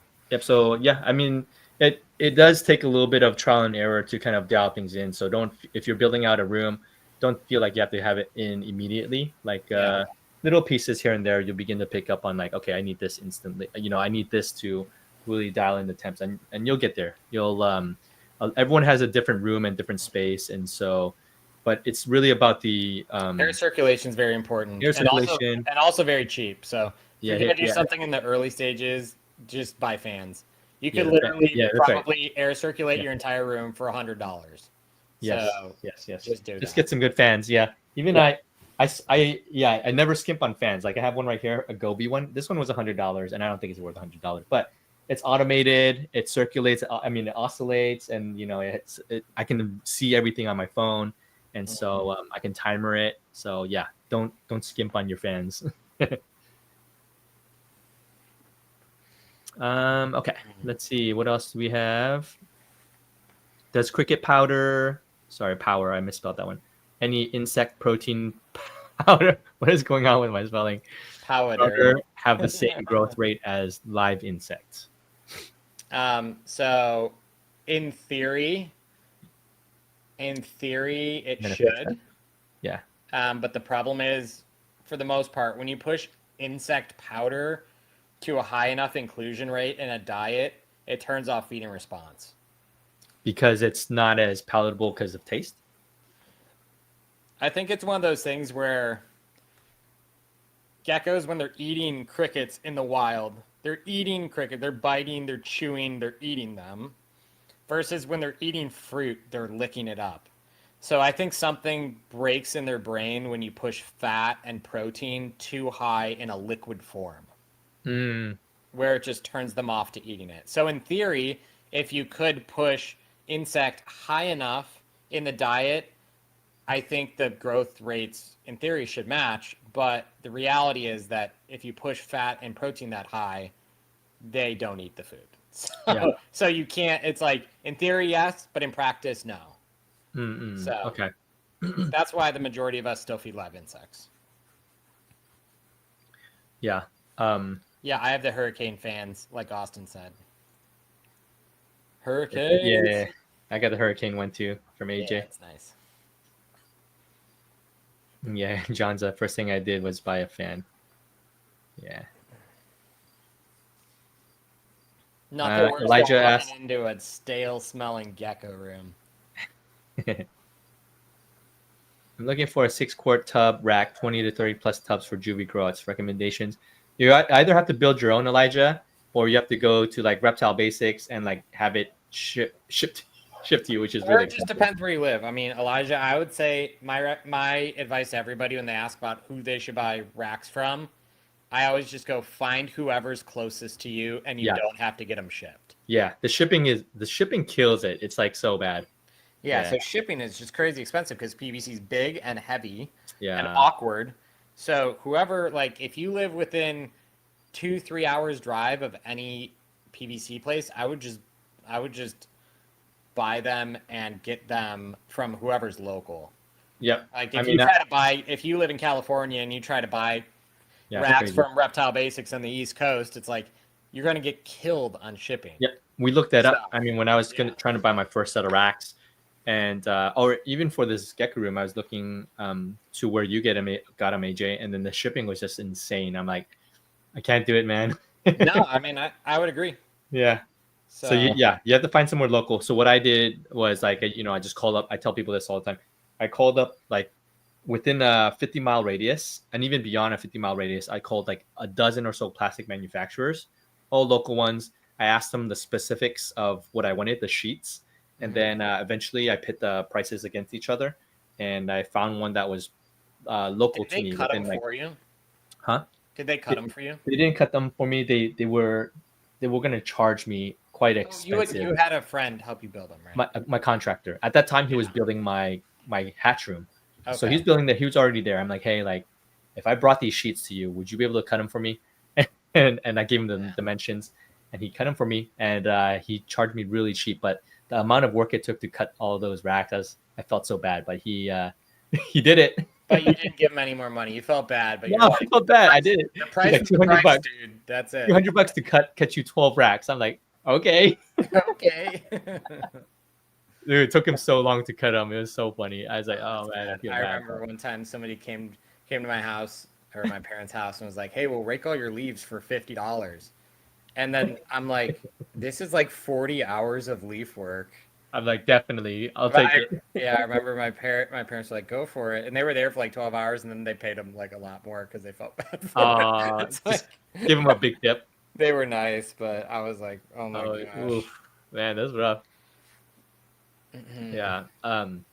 How often do you test for worms, especially when feeding crickets constantly? We talked about this in a pod before, AJ, and you had this study where you mentioned Gilpin's Andrew Gilpin, LAC Herb said from a pretty well known scientist and Yeah, I mean researcher. the most prominent reptile vet Yeah, and he said that they did a ton of tests and pinworms did aren't not from originate from crickets. crickets. Yeah, yeah.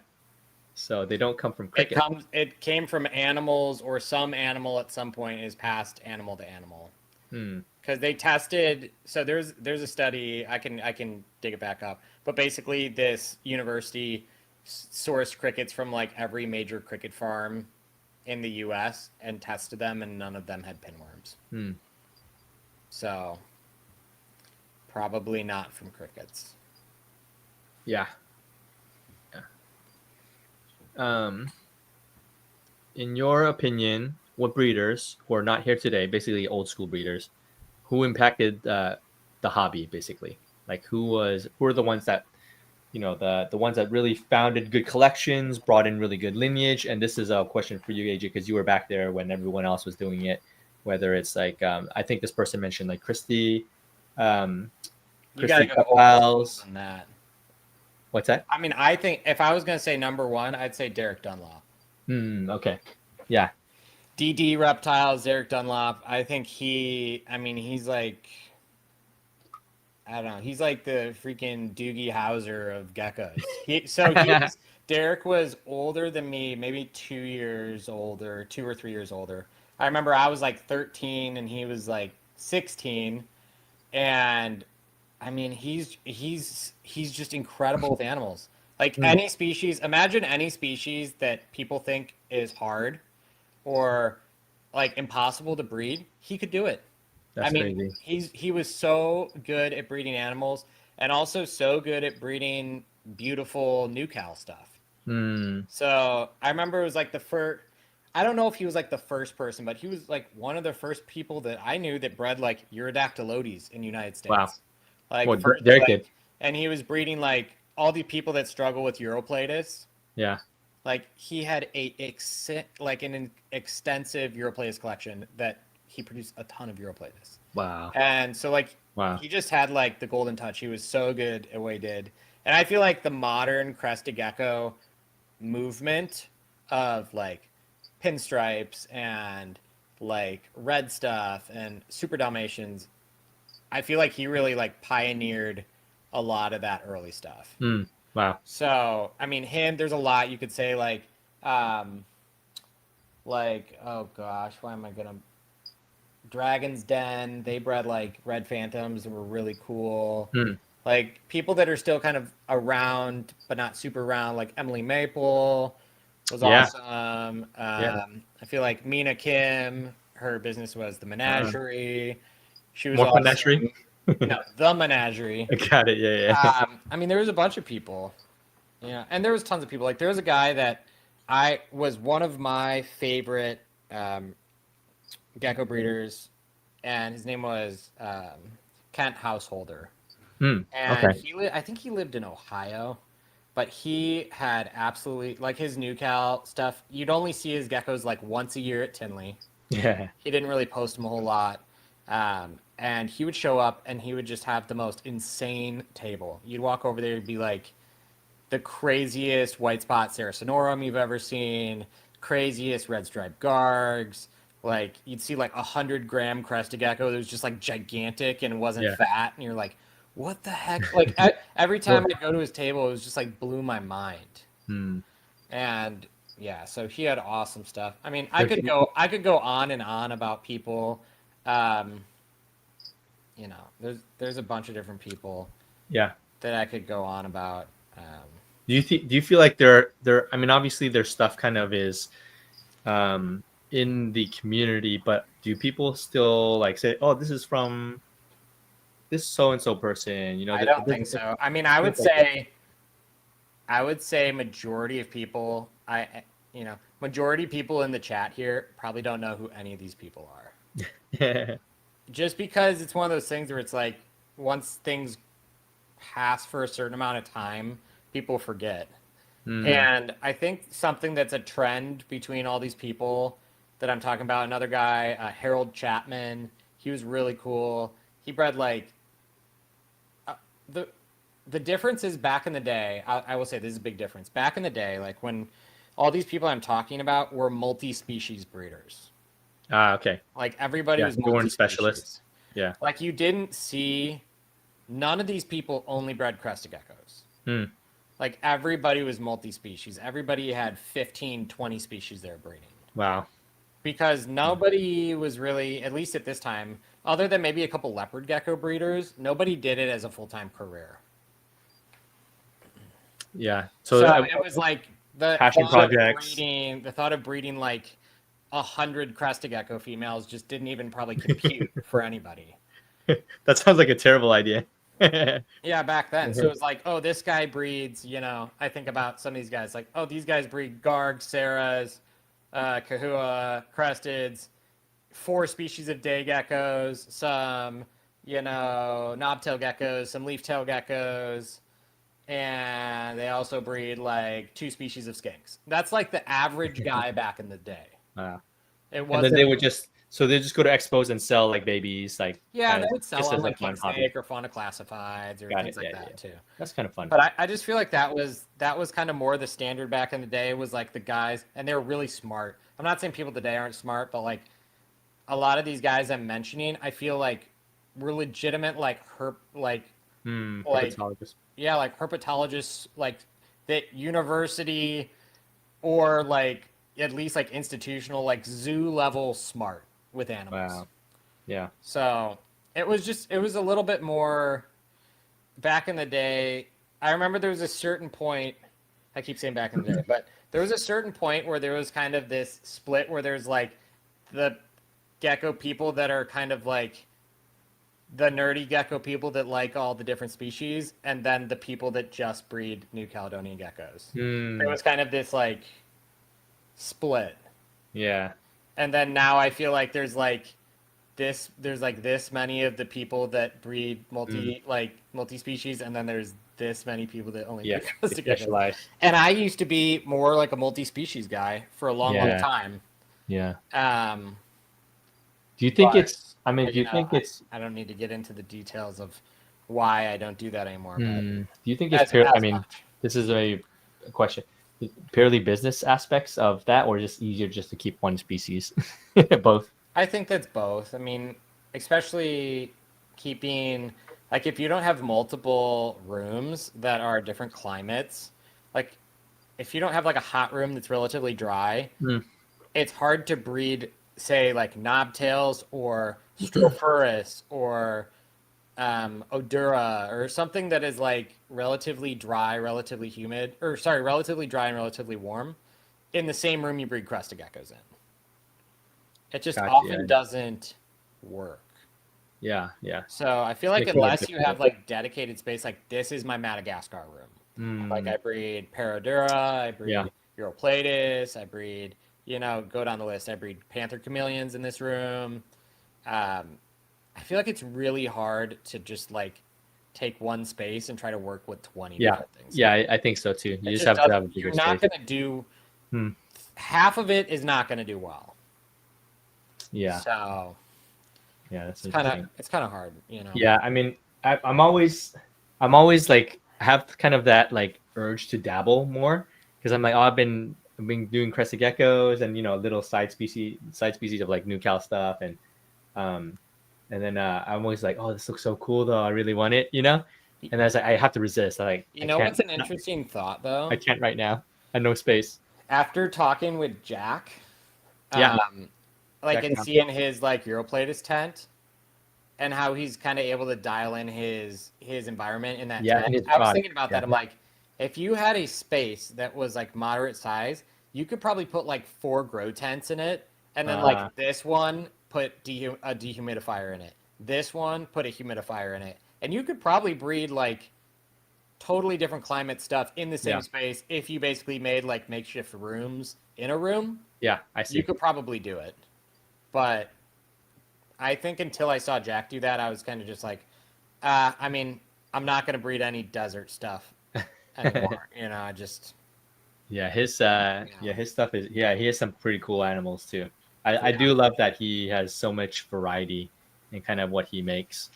Um, yeah, it makes it yeah, I like it. I do like breeders that have multi-species, are able to provide different things, and yeah, it makes it at least you can see like some people are really passionate about different things that are even hard to take care of, Yeah. For or sure. not as easy to take care of. Okay, a couple things here. So that's a long answer to that question. Ryan definitely asked advice for vending an Expo for the first time. Essentials needed for it. Paper towel, A lot of paper towels extra deli cups, and lids in case a they crack. tablecloth, A tablecloth, some yes. kind of marketing material like a business card or a A QR banner. code scanner, some Yeah. kind of a banner. Maybe that's a branded tablecloth or a pop-up banner Bring 2 Zep bottles, a couple Zep bottles for water. for water. Yeah. Um, A lot of snacks because you're gonna lights, be standing there. Lights. Yeah. a chair, or They usually I provide would chairs. I would actually tell you not to sit on a chair unless you're like eating food. Yeah, that's true. I when we were vending every We time, stand like all I day. barely. The only time we sit is if we're eating for Yeah, dude. 2 minutes. Yep, I was standing the entire time and just like chatting with people. Yeah. It would be nice, which I've never thought to do. Maybe we'll do it for Tinley Harry. We should get one of those like big like restaurant soft mats to stand on. Oh yeah, like this. Yeah, we should like roll it out behind like the 24 What a- feet of table. One of those ergo mats, right? Yeah, because we're just standing on concrete all day. That's true. Or you So could that just would be nice. just get some old man shoes. Yeah, I'm gonna be wearing my New Balance. I'm gonna be wearing the 501s. Dude, those New Balance are excellent runners though. They're also great and for. everybody's gonna think that I'm trying to look like a Gen Zer. I'll be like, I'm just trying to not break my back at this reptile show. They have the fatigue mats at Costco. They do. We're gonna have to get that, or we're gonna be fatigued to Tinley, Henry. That is true. Yeah. Henry. Oh, Henry's your boy. Henry I'm tired. Davidson. I'm calling you my son's name. Harry Davidson. Well, Harry is a nickname for Henry. So. Oh, that's good. I love it. It's a great name. Harry Potter. Harry is coming to Tinley. Oh, John. Yeah, I'm going to Tinley. I already booked my flights, so we just got to find a place to stay, AJ, and then. But yeah, we're good. I already booked my flights. So. Nice. Coming from a nurse, New Balance is where it's at. That's awesome. I love New Balance, by the way, because I'm kind of like an amateur runner too, and they're good running shoes. So nice. Yeah, John, it'll be good. Good to see y'all. Use the foam tile things from Harbor Freight. Ooh. Oh, I'll bring them in the car. Remind me. that's so funny. Evan Reed, how did you decide what direction you wanted to go with projects when you first started out? Is there a lot of trial and error? There's some. I know what I like the look of. I just don't know how to make it. Well, by the way, this like new format of StreamYard, like Our entire We can't even face. see our face anymore, dude. StreamYard, get your stuff together. AJ,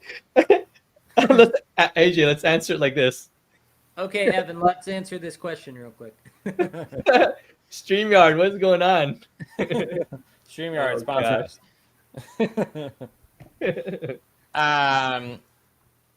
What do you think? Yeah, I always say choose things that you like, right? So it sounds like there are a lot of I know what I like the look of. So just first and foremost, find the pair, like a male and female that you like the look of that are similar looking, and just pair them together.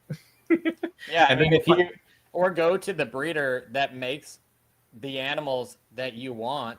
Yeah. And find out the pairing that made those animals, and then buy offspring from that pairing that look like that. Mm-hmm. You know. Yeah. That's your best odds. Is like figure out who made the animal you like, what pair made it, then find availability from that pair of an animal that looks like that. Yes. And buy it. Yeah. Find things that look like what you want, and then breed things that look like that. It's Yeah. basically piggyback off of what the breeders have already done. Like they already produced and did the work of making it look like what you want it to.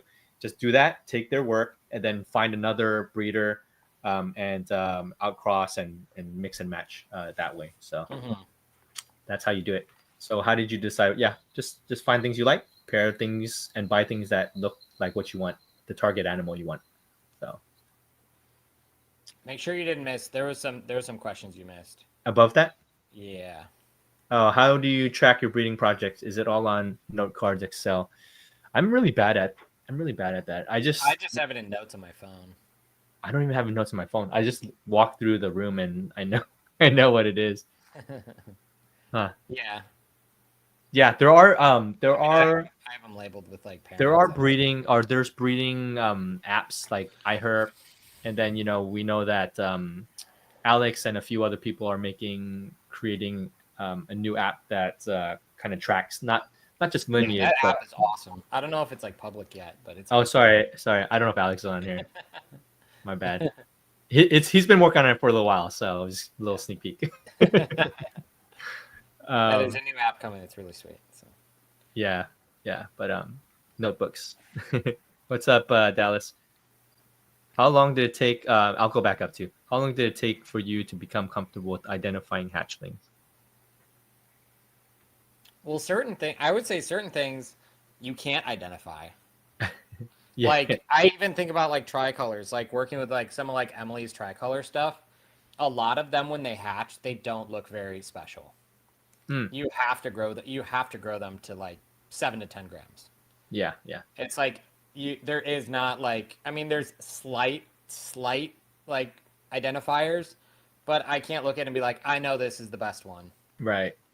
Some of them are just, they need time to grow. Same with the high whites. You can't judge the high whites out of the egg other than maybe just like, oh, this one has a lot of pattern.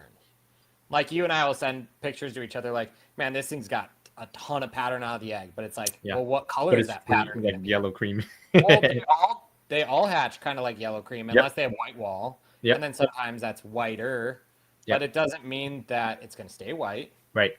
So you can get kind of like an indicator of which ones will probably be nice, but you really just have to put size on them.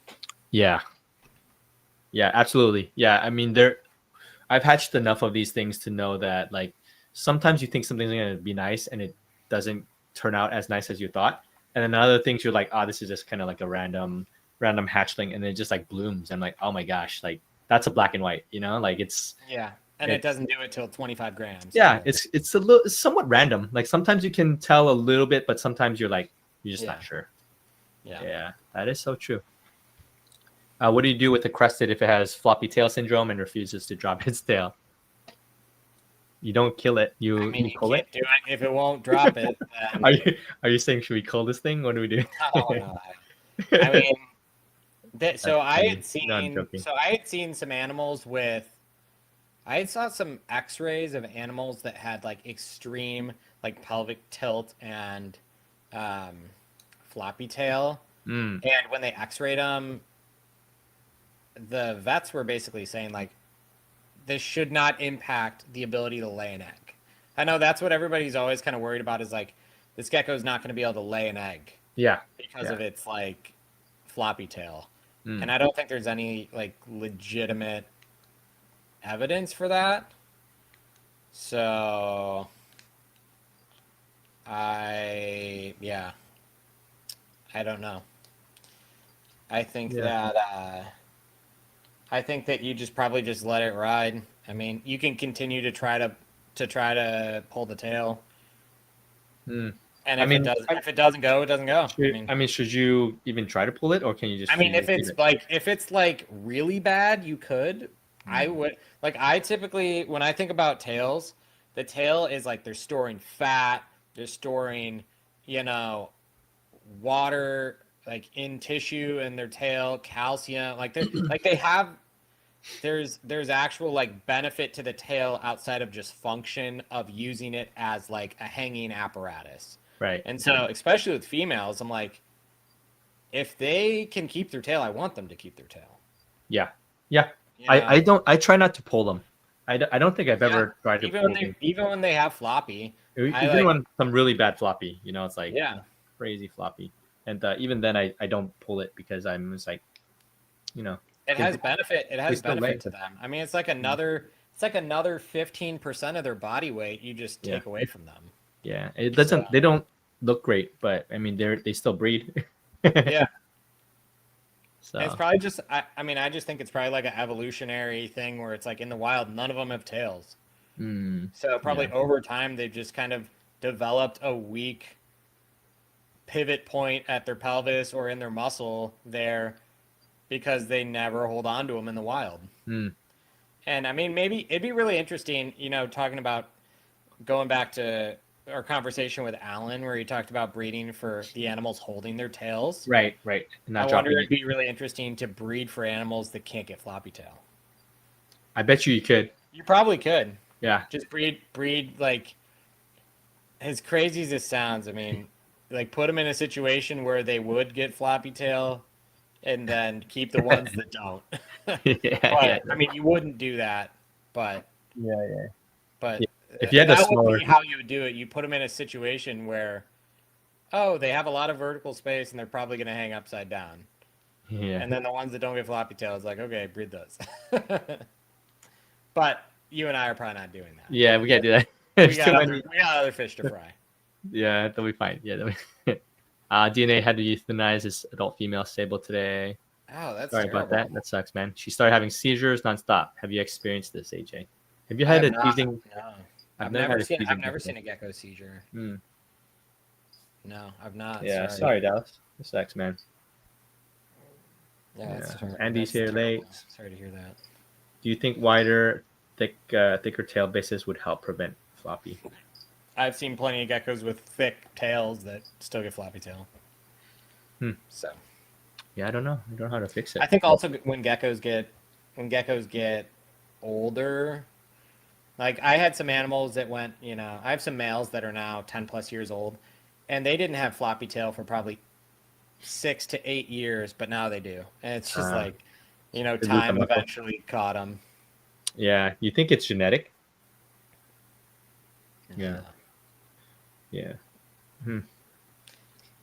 And you could probably say that like cage furnishings and like how the animals sleep can impact it, but some animals, if you give them everything right, they still won't use it and they'll sleep upside down.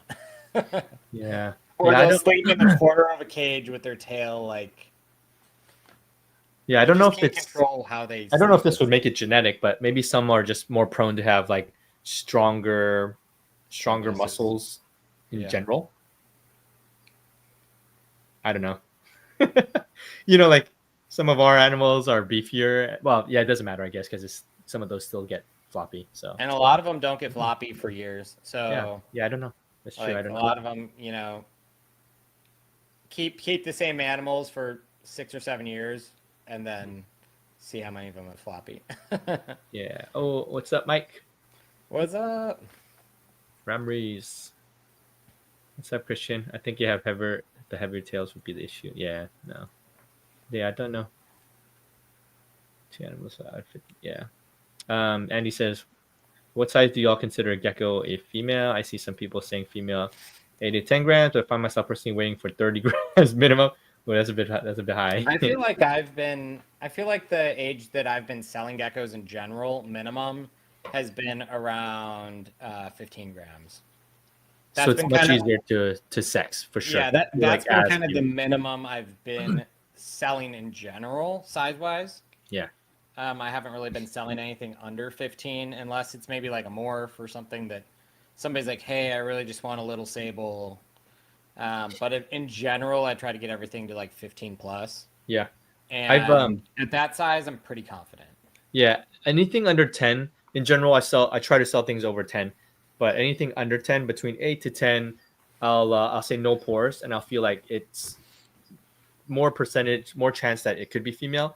But 15 to 20 is like, you'll be like, okay, yeah, this one's definitely like 95% a female. Yeah, I mean, it's one of those things where it's like, I've seen a gecko pop a bulge at like 10 grams, like full blown bulge. Yeah. But I've also seen a gecko with no pores till it's 40 grams drop balls at 40 grams. So it's one of those things where it's like, if you take the extremes, then you would say every gecko has to be grown until it lays eggs. Yeah. But you got to kind of go based on like 95% of geckos will show pores by 15 grams. It's like there's a certain amount. There's an outlier, but for the most part, 15. Like I would say males, like actual males, like clear males, most of them have pores. I'd say most of them have pores by like 5 grams. Yeah. It's like pretty early. Yeah. And it also depends. Harry and I, you and I have pretty similar like growth rates. Yeah. If you grow geckos very quickly, Mm-mm. their development of pores is not so much based on weight; it's based on age. Yep. So like you could have a 2.5 gram gecko that's never eaten a cricket in its life, and it's 5 months old, and it's got full rows of pores. But then we could have a gecko that's 15 grams and 4 months old, and it pops pores then because we grow them faster. Yeah. So I think it's more based on age than it is on size. Yeah. 30 grams, you should definitely know if it's a male or female. At 15, 20, you should have a pretty good finger on it. I mean, if you're feeding these things 3 times a week crickets and you're raising to adult in like 8 months, then yeah, you probably do need to wait till like 25, 30 grams. But if you're feeding like a normal, like once a week cricket schedule, you don't have to wait till 30.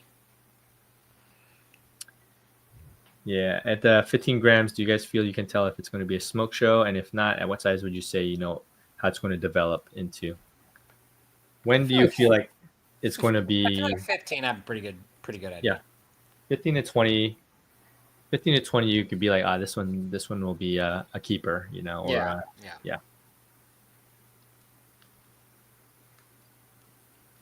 What is the max amount of females do you pair one male to? And they say it's gargs. Gargs? They breed gargs. Oh, I see. What is the max? You do gargs. I don't do. Like in a year? I don't know. I typically don't breed a male garg to maybe like more than like 3 or 4. I feel like gargs are not as tolerant to being like moved cage to cage as cresteds are. So the way I breed gargs is I typically would just either breed like pairs or I'll do like a trio, and I never move the male. Like I'm not moving with male gargs. I pretty much never move them cage to cage. It's like this male has these 2 females, and he never moves. So I typically don't like cycle males with gargs. Is it because they're not as prolific and I also just feel like when they do fight, like they can really jack each other up really bad. Got it. Because garg teeth are sharp, and they seem to be a little bit more they bond a little more than a crested gecko does. So I almost kind of treat them like a mini lychee. Same with the Sarahs. You gotta be more careful with them. Where like Yeah. when they decide they don't like each other, Yeah. like it's bad. Yeah. My They can beat each other up really bad, really fast. Dude, I paired my Sarahs at the beginning of the season, and dude, they got jacked up. Yeah. The female did like pretty bad. So. Yeah. Oh.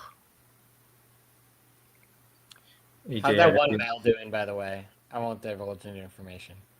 What's but that? Your one male that got beat up. How's he doing? The male actually didn't get beat up. The female got jacked. No, the male that you told me about like a few months ago.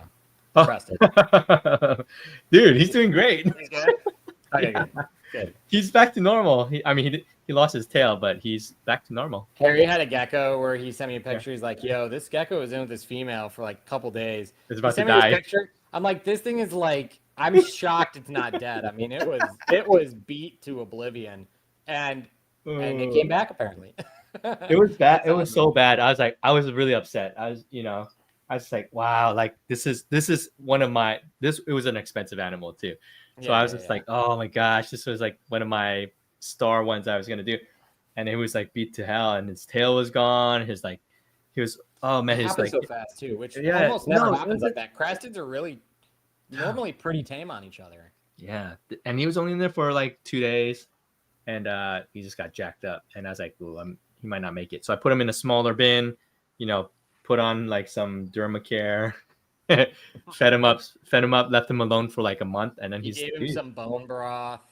I gave him, yeah, I fed him some chicken noodle soup. It was great. He gave him some Vicks vapor rub. Oh my gosh, yeah! I was like, dude, I was already prepared to lose him, but yeah, he's back to normal. I haven't since paired him, but he's. I just want him to chill and just eat crickets and be back to beefy. But he got jacked up. He was so thin, but the females can be really nasty. Yeah, females are more nasty than the males. That was the first time a male of mine got jacked up like that, though, for cresteds. Yeah, it's bad. Oh, what's up, Teacher Craig? Oh, Teacher Craig. What's up? Oh man. Smash that like button. That's so funny. Remember when we used to get like before Palm, then we would have like 98, 100.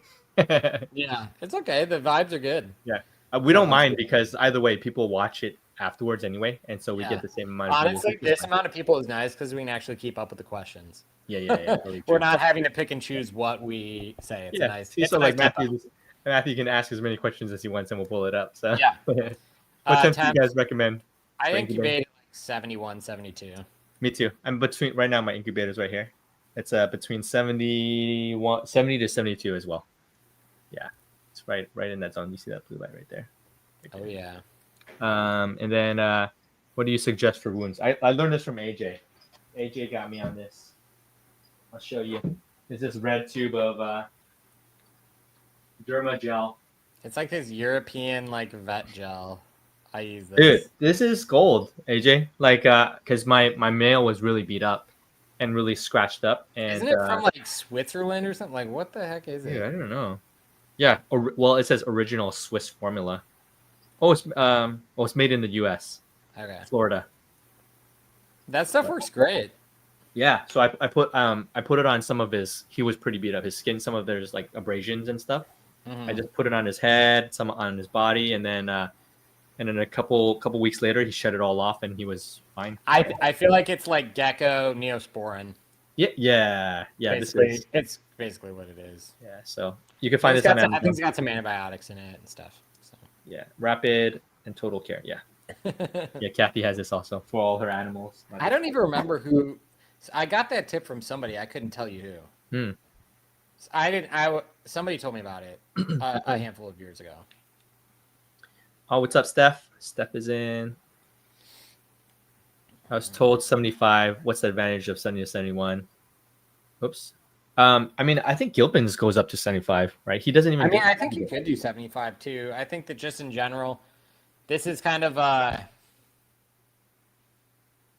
my thought is if they stay in the egg, like there's no disadvantage, I feel like, to incubating them at like 72. And if they stay in the egg 30 days longer, that's 30 less days I have to take care of them.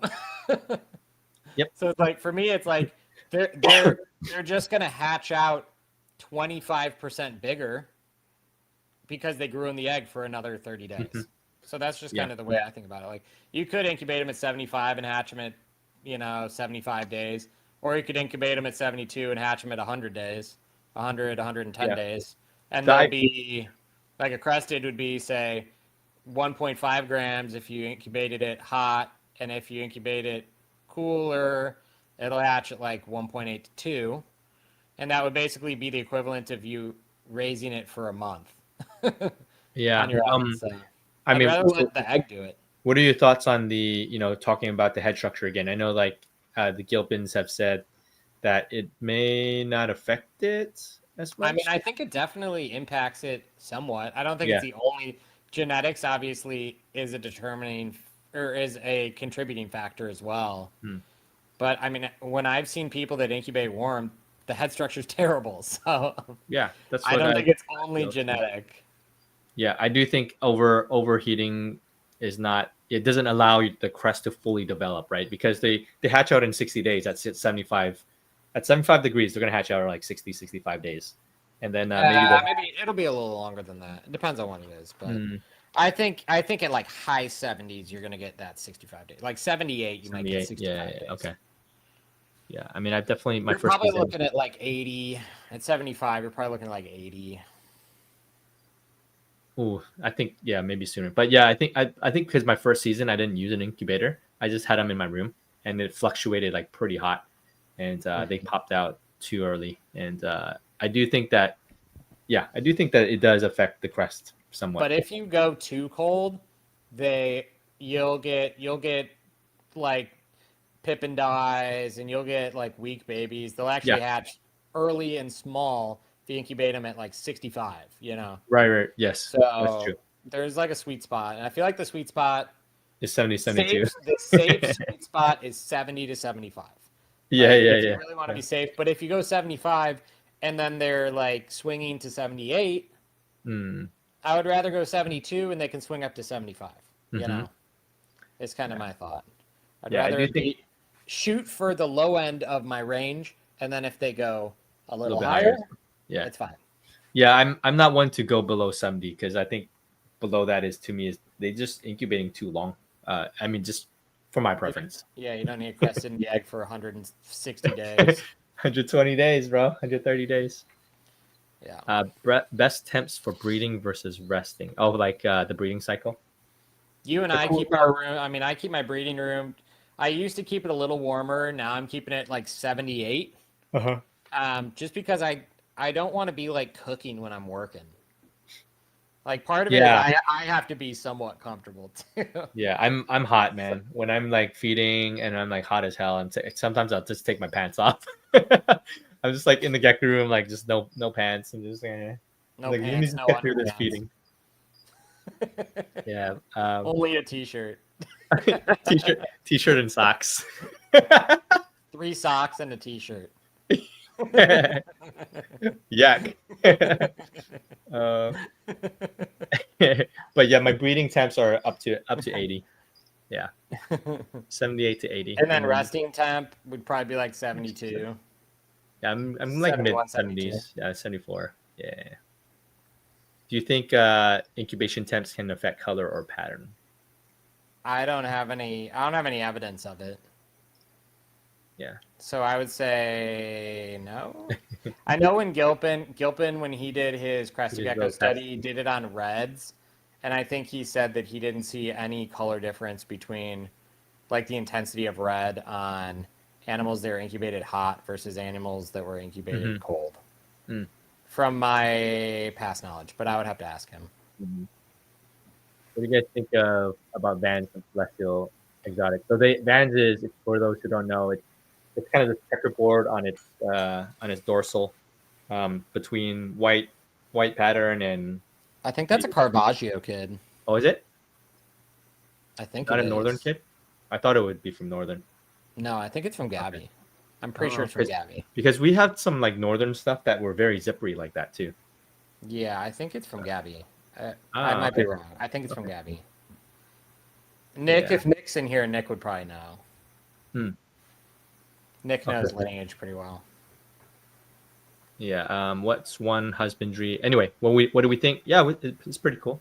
It's cool. Does it pass on its trait? I think they made some babies that passed on some of that. I don't know. Yeah, I'm not really sure. Okay. I haven't followed the saga of Vans. Yeah. Husbandry mistake you made early on that you've learned from. Husbandry. For me, it was when I had like a month's worth of like stuck shed on hatchlings. Like it was so rough. I was like, things were like not making it a lot, like a good amount. Your hatchling stuff. Yeah, we call AJ. I'm like, dude, I was like losing my mind. I was literally like watching things like not make it. And slowly. then I remember I think we FaceTimed, and I'm like, literally, show me what you do when a baby hatches. Yeah. And didn't I tell you you're spraying the cup too much? It could have been that, but also I tried to spray less. Yeah, and so I talked to like LM. I talked to I think Robbie, and then so I think what it was just that there was not overall enough circulation. Or a dry out period on the baby. Yeah, there wasn't enough of a dry period. So I think the shed, so it was too wet, like what you were mentioning. But then I think the ventilation really helped kind of nip some of those shed issues. So don't overspray your babies. That's learn from my mistakes. It's crazy. Yeah. Richard says from Gabby's Vans, the Celestial. I think it was like car something. I don't remember what the other. So I'm getting a grow tent to control temps and humidity. Cool.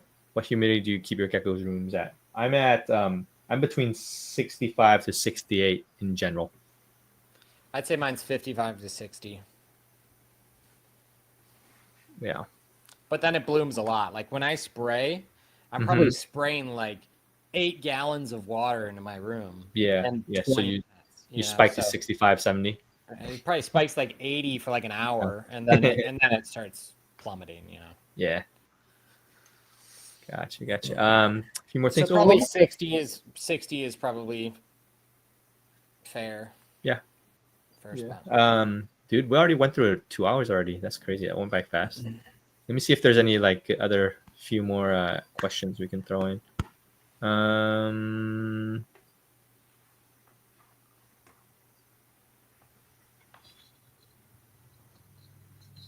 Yeah, I mean, let's do a couple more quick ones, AJ.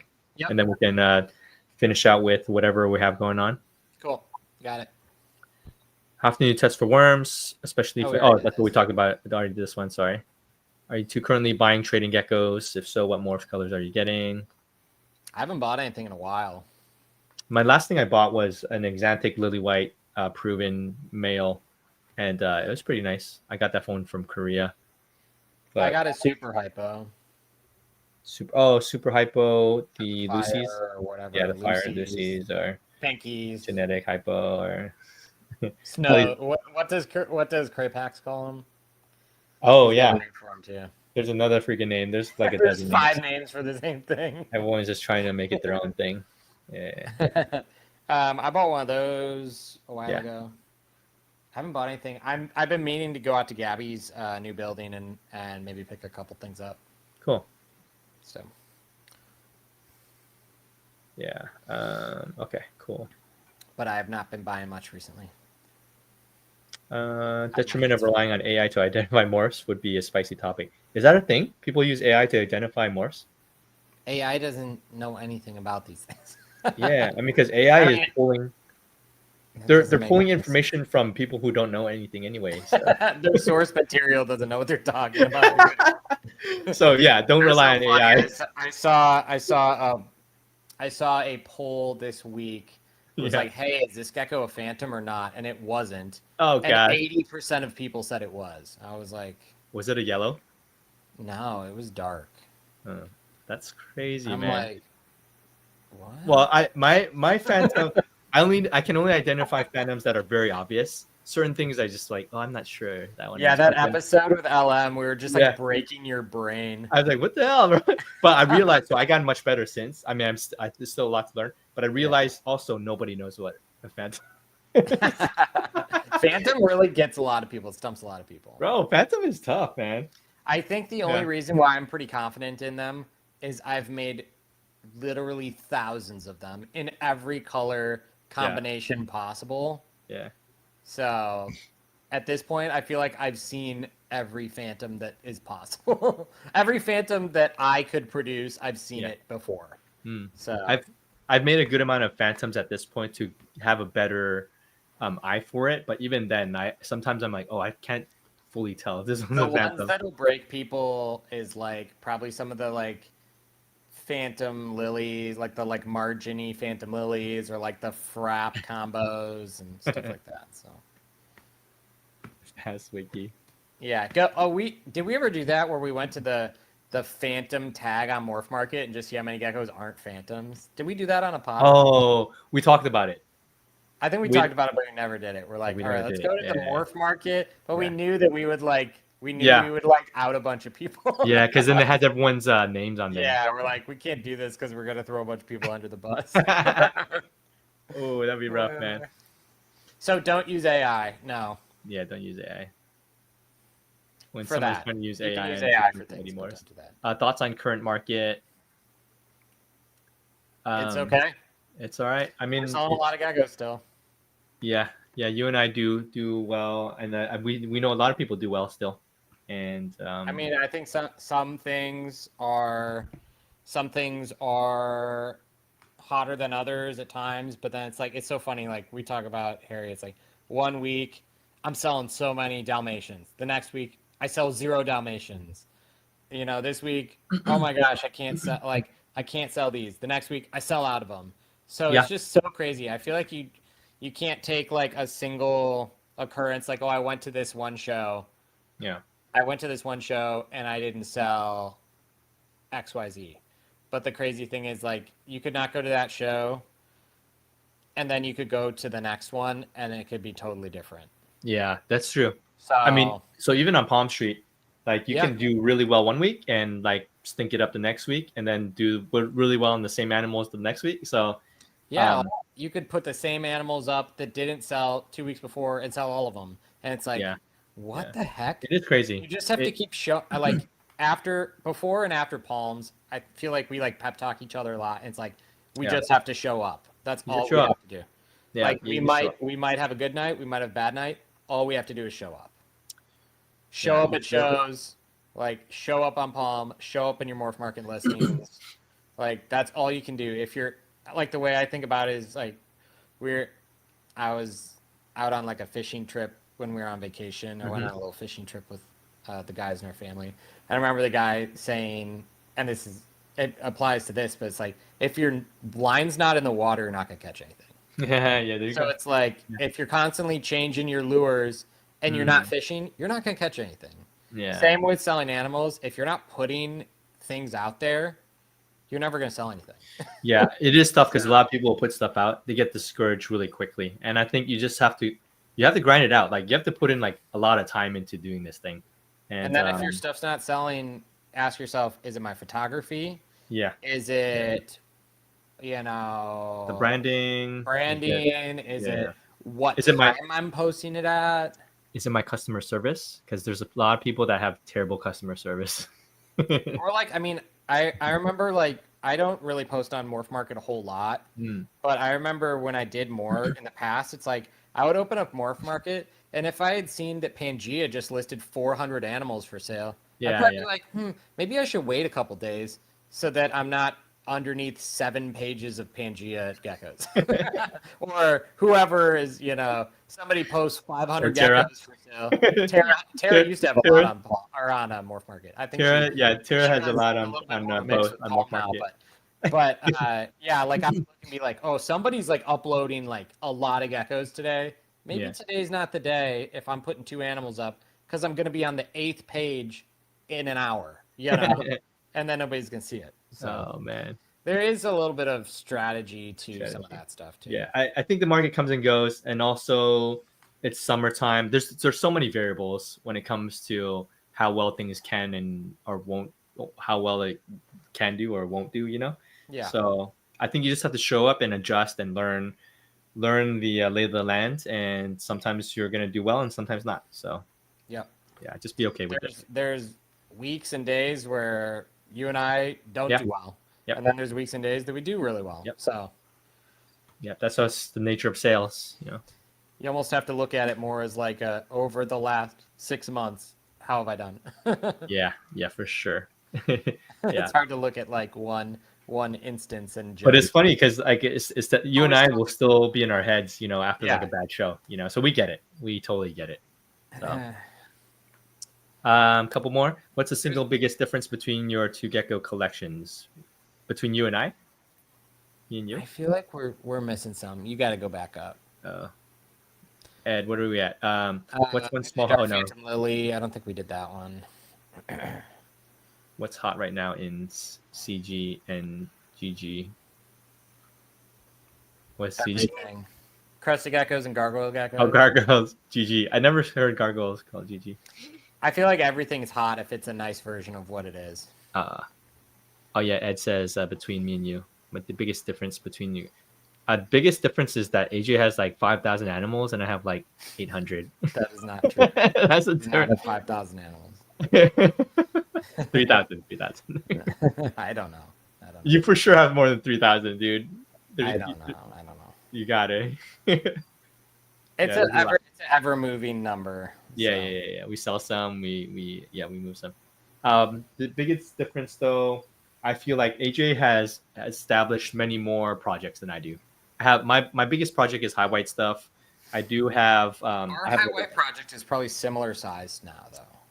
Because Man, I don't know, man. Yours is very well. Yours is definitely much more developed. But mine might be developed, but I would say like total females I have in the high white project is probably like currently is probably less than 20. Okay. Like there really is not. There's not like a crazy number in it. Okay. Yeah, that's fair. Yeah. So yeah, maybe we're similar. Yours is more developed on those 20, but I probably have a few more females than that for that project. But that's not bad. I mean, it's funny. I was talking to my wife about when we were driving to vacation. We were talking about kind of the nuances of gecko breeding, some stuff that we'd never really talked about. And I was like, there's a certain amount when you work with a new thing, whatever it be. Like I gave her the example of like Dalmatians. Like in order to identify and pick out the phenotype that you're trying to isolate and work, you have to produce a certain number of animals to pick out the animals that you need for the project. So it's like for you, I would give you the advice, like if you're trying to really dial the high whites in, breed 50 females. And then you can do 4 seasons of work in a single year as far as like cherry picking out stuff to then move forward with. I know you've told me this before, AJ. This was maybe a couple of seasons ago. And so like even for this season, like now that I'm, now that kind of the shipping stuff I'm ramping up on the shipping business, then I'm like, I need to size down a little bit. And so I need to be extra picky with my stuff. So I'm like, oh man, I don't have enough time to produce, like some of the side projects I'm working on. And so now I'm really considering like, oh, should I just like hammer the high white still and then like throw morphs into it? Or so I'm kind of at that point where I'm just like, you have to kind of make some decisions in your mind. But at the same time, like I don't want to just look at high white Harleys. You don't want to be bored. And I think for the longest time for me, it was like, like the Dalmatians have been like a real like breath of fresh air to me. Yeah. Because I kind of feel like the process that I went through on back in the day, original project was lavender full pinstripes. That was like my first project. Yeah. It was like lavender quad stripes because I think everybody back in the day loved, like AC had this gecko named Neo. Yeah. And that was like the coolest animal to me was AC's Neo. I thought it was so cool. And I was just like, oh, is this lavender quad stripe, full pinstripe. Yeah. I'm like, I want to make those so bad. And so it was like chasing that. And then Derek Dunlop started making these like yellow pinstripes that were quad stripes. Oh, I want to make those. Then I made those. And then I started making red quad stripes. And then, I started making the like the beginnings of like the frost line, the drippy stuff. And to me, it's like you kind of have to you do something until you feel like you kind of got it so figured out that you need a new thing to challenge you. And well, so I mean, I think you'll hit that with the high whites. I'm pretty good on the high whites right now. I do have a good tiger project as well. I think I have probably a bigger tiger project than you. Yeah, maybe? I probably only have like 4 or 5 females. Okay. Yeah, I probably have a little bit more than you. And then Axanthics, I have probably more than you. I have my Axanthics project. Yeah, but you have all the other stuff. So for me, I was trying to like differentiate a little bit because I'm like, oh, AJ has all these things. I could grab them from him anytime. Let me work on these Axanthics, So that's kind of my thought process. Is like, yeah, I mean, I'm not just blowing smoke. I feel like some of the Axanthics you're making are like some of my favorite ones I see. Like the little babies that pop out that you sell. I'm like, these are so nice. I actually said that to Andrew and Sarah the other day, and Sarah was like, yeah, those are super nice. Some of them are pretty. Yeah. Like, I just need to save some of them. Like they all just. You sell them all. I need to just keep some of these things. But yeah, that's kind of a little bit of a difference. Like AJ focuses. We both have a high weight base, but AJ has a lot more projects going on, and he has. I mean, I think my Dalmatian project's bigger than my high weight project right now. That's crazy. Yeah, you do have probably one of the best Dalmatian projects probably in the U.S. Probably, I would say. I don't know. I mean, I hope that it's getting it at least by next year. I would hope that it's like pretty like popular by next year. Yeah, at least Dals for me. You have your Dalmatians are. How big is your empty back project? It's not super big. I would say it's maybe 10 or 12 females. Got it. Okay. Yeah. I feel like for me, like kind of the tiger project, if I could find tigers that I liked, it would be bigger. Yeah. But I can't really find them. Yeah, I'm trying to grind that one out a little bit, so I'm holding back some stuff, and we'll see where it goes. But right now, those I enjoy that. Some pictures of some of my little ones. Yeah, I saw those. Those are cool. Yeah, so I'm really trying to integrate some of the tigers and the high whites into Axanthic stuff, and we'll see where it goes. Yeah, so. I'm really stoked on the Halloweens too. I don't have any. Halloweens are cool. You should do Halloweens. I know. You should do Halloweens because I feel like you could take what you've learned from breeding the high whites. It would translate really well to you breeding Halloweens. Yeah. That's true. I gotta hit up Nick. Similar, you're just doing a different pattern color. Yes. So you're trying to dial in the color of the orange and the color of the base and the pattern coverage. Yeah. You probably could do really well with Halloweens. Yeah, I just don't have. If you ever decided you want to do it. Halloween tigers, really tiger Halloween. Yeah, that's mix them. I've actually had like 3 people say Halloween tigers to me this week. Like, oh, what would that be like? I'm like, well, Phantom's gonna wipe the orange pattern out. So. Yeah. So it's not gonna be like what you think it is. But yeah. Cool. Yeah. Richard wants to list last one. Question for you, for the both of you. What's your focus for sable projects for next season? High white sables? I mean, I've got a bunch of different sable projects. For me, I'm just trying to make them. I've only made 3 so far. 1 sable lily and 2 normal sables. Yeah. So I'm just trying to make them, Richard. I don't even know. I'm trying to make high white sables, but I don't know what it's going to look like yet. So I would say of everything I do, like all the projects I have, you can pretty much guarantee that I probably have a sable variant of that. Yeah, frost sable. Everything. Sable, whatever. Everything. Yeah. If you could think about any of those projects that I have, if you think there could be a sable version of it, I'm probably doing it. Yeah, I wish I had my sable stuff established, but I just fell behind on that because of the pixel, like I always talk about. So I'm trying not to be salty about that. But low key, we're probably between you and I, we're probably gonna make some awesome pixel stuff. So I think so. Yeah. Yeah, we'll see next season. We got some sneaky pixel stuff. Yeah, So. next season we'll have some. We'll see what we got. So, last one. Where are you trying to take your Dalmatian project over the next few years? Is that secret sauce? I mean, I would say my answer on the Sable stuff. There's multiple versions of Dalmatians that I like. I want to have like exceptional versions of all the primary Dalmatian combos that are popular today. I want to have like exceptional versions of all of those. Is kind of like a not giving away too much information. Like if you think about all the versions of Super Dals that exist, I'd like to be doing like the top versions of those, or be in the conversation on all of those kind of top ones. Yep. Or like all of those different base colors, types of spots. Other than red spot, I don't really care for red spot because I'm colorblind and can't see it. So you can pretty much count me out of red spot for the most part. No red spots. That's wide open for you guys to work on. AJ, do you think Arc will ever get different morphs? Possibly. I mean, I know that there's been some stuff like Tiki had that like hypomelanism thing that he was working on. He called it White Boy. White Boy or whatever. Yeah. I don't know if he's actually like made more. I think he bred like White Boy offspring back to him, and I don't know if he made any. Okay. Yeah, it could have been like I don't know. I'm not going to speak for him, but it could have been like a patient zero or like a frazzle kind of thing where it's just kind of like a one-off, an anomaly that doesn't genetically track, you know. Yeah, for sure. Both of you, if you could be remembered for one thing in the gecko hobby, what would it be? And then we'll oh, that's a nice question. Yeah, I like that question. Good job, man. You go first. What would be? I think for me, I want to.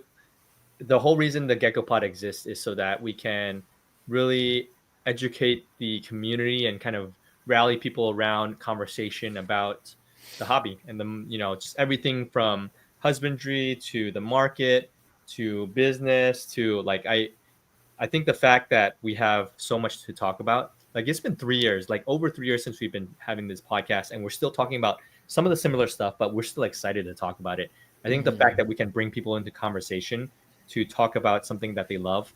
I want to be known for somebody that like is able to kind of cultivate and foster that, to help education, to really bring more and more people into the hobby so that they can really go far in this hobby. Like even people that, whatever you are, brand new person to old school breeders, people that love us, people that hate us. Like I want everybody to do well in the hobby as much as competition there is. I really want to see people do really well and just enjoy their time in the hobby, however long it lasts, and just make a name for themselves as well. Just be a person that contributes to the community. So if we can inspire people to be a strong participant in this community and not just be a selfish person trying to take advantage of people, then I'm all for that. So that's kind of what I want to be known for. Yeah, I think for me, if I could be known as somebody that was like helpful in a lot of different ways. So if that means what we did on the Gecko Pod, I remember when we started the Gecko Pod, and like one of the things that I think we often, once we got a handful of episodes in, it was something I was passionate about with talking to you, but also to others. I'm like, I just want people to not make all the mistakes I made. Very true. Because just doing this as long as I've done, it's like, how many different things have I done wrong, figured out, fixed? I'm like, if I can save tons of people that would be really helpful to people to not have those heartaches and that wasted money and, pick XYZ, all these different things. Like, I think that would be something that would that I was helpful, would be something that I would be to be known for, and that, and then also that I made great animals. Yeah. That's good, man. Yeah, I mean, between those two things, that would be great for me. Yeah, if we can inspire, educate, all the good stuff, like really want to help people out, and I think that's what a lot of people are doing now. People that have other podcasts, people that are trying to help educate as well and All that stuff provide. is awesome. Bring it on. Make more podcasts. Talk Yeah. about geckos. Help people learn. Yeah. Like, that's awesome. Like Bobby Gecko Cove, watch his podcast. You know, Yeah. like support him as Awesome. well. Him and John at Goldenrod. Yeah, take care of those guys as well. So I think that everybody is there's good momentum in that. I think. The more we can like educate and inspire and bring more people in the hobby and excitement in the hobby, that's what it's all about. Yeah, 100%. for sure, So. for sure. Cool. Without that, we're all dead in the water. So yeah, we gotta be on the same team. So things to close us out with, AJ, in terms of a couple of things we want to talk about before we close out in a minute or two. Yeah. Things we're working on, and things to shout out, platforms like we have a show. Support us. Support us. Our shameless plugs. Shameless plugs. Thank you for supporting us on Palm Street and all those things, and just animals offline, and it means a lot to us. And so Palm Street, I do usually Mondays. AJ does Tuesdays on Palm Street. You can find us there. We're always on. It's basically like a live pod. Live pod with selling. Talk. Yeah. You can come do this and ask us questions there. Yeah. Or spend 5 hours talking about random crap and selling geckos. Yeah. Harry, we gotta do another joint live soon. Oh yeah. I'm down. Yeah. Mm-hmm. Yeah, we should do it. We gotta plan out some stuff, AJ. Oh, and we're going to Tinley. AJ and I will be at Tinley. Yeah. October. AJ's always at Tinley, but this time I already booked my tickets. I'm gonna fly out there. We'll vend together. We'll hang out together. So meet us at Tinley at our table. Come hang out. And that's coming sooner than later. I mean, less than 2 months. Beginning October. Yep. Yeah. So October. And then I have my shipping thing, shipzeros.com, shipzeros.com. Ship with Ship Zeros. Go there, feel it out. Check it out, the dashboard. There's a free account you can make. You get 30 days of introductory rates. Do you have your referral codes live? The referral codes are live, I think. Yeah. Okay, cool. Yeah. So I think in September I'm gonna do like a bigger push, I guess I don't know if it's gonna be a hard launch, but it'll be a bigger launch where I'm gonna have like good promo rates for that month. I'm gonna like really hammer referral codes, and I'm probably gonna do like if people sign up for the paid plan, then they get like a shirt sent to them, and the paid plan is like $30, but it immediately goes back to your wallet credit, so it goes to your shipping labels. Yeah, so you lose absolutely nothing if you're shipping like 1 gecko a month or 12 geckos in a year. You're completely covered. Cool. So go sign up, shipzeros.com. Or even if you're not shipping geckos, send a label to the person you bought a gecko from to ship to you. Yeah, that's true. The rates are good. We'll just say the rates are good. Before Harry runs all his promos, go to his website, make an account. Shipzeros.com. And then AJ, final things for you? I mean, Tinley's going to be awesome. Come hang out. We should have some special stuff. Hopefully we'll have some merch for you guys there at Tinley. It's something we're going to try to do. We'll have killer animals at Tinley. I was telling Harry today, just cleaning through kind of 2025 stuff. I'm like, oh my gosh, I have so much cool stuff that will be ready soon enough. So come to Tinley, or I'm sure I will have a live either on Palm or on YouTube to showcase some of the highlights from Tinley if you guys want to buy them before. And then stay tuned on news on my food. There'll be more news probably in the next 3 weeks. So. Okay, cool. Yeah. So again, you'll have your test. You said this at the beginning. You'll have a test run, some testers in 3 weeks or so. Yeah. So we're basically going to put live a web page for the tester applications. So it's going to be really limited, like 25 to 30 people that I'm going to kind of let in on that kind of beta test there to work with me on the diet.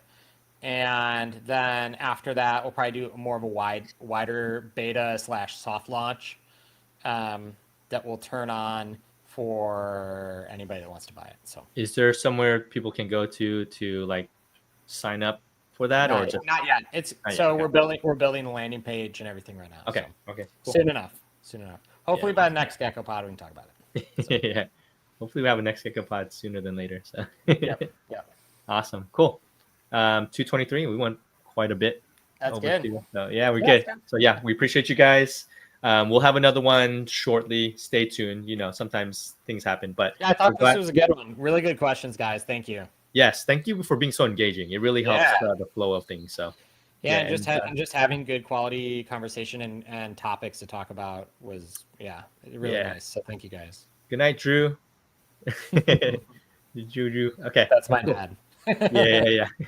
All right, guys. Have a good one. Take care. All right. See you guys. Bye.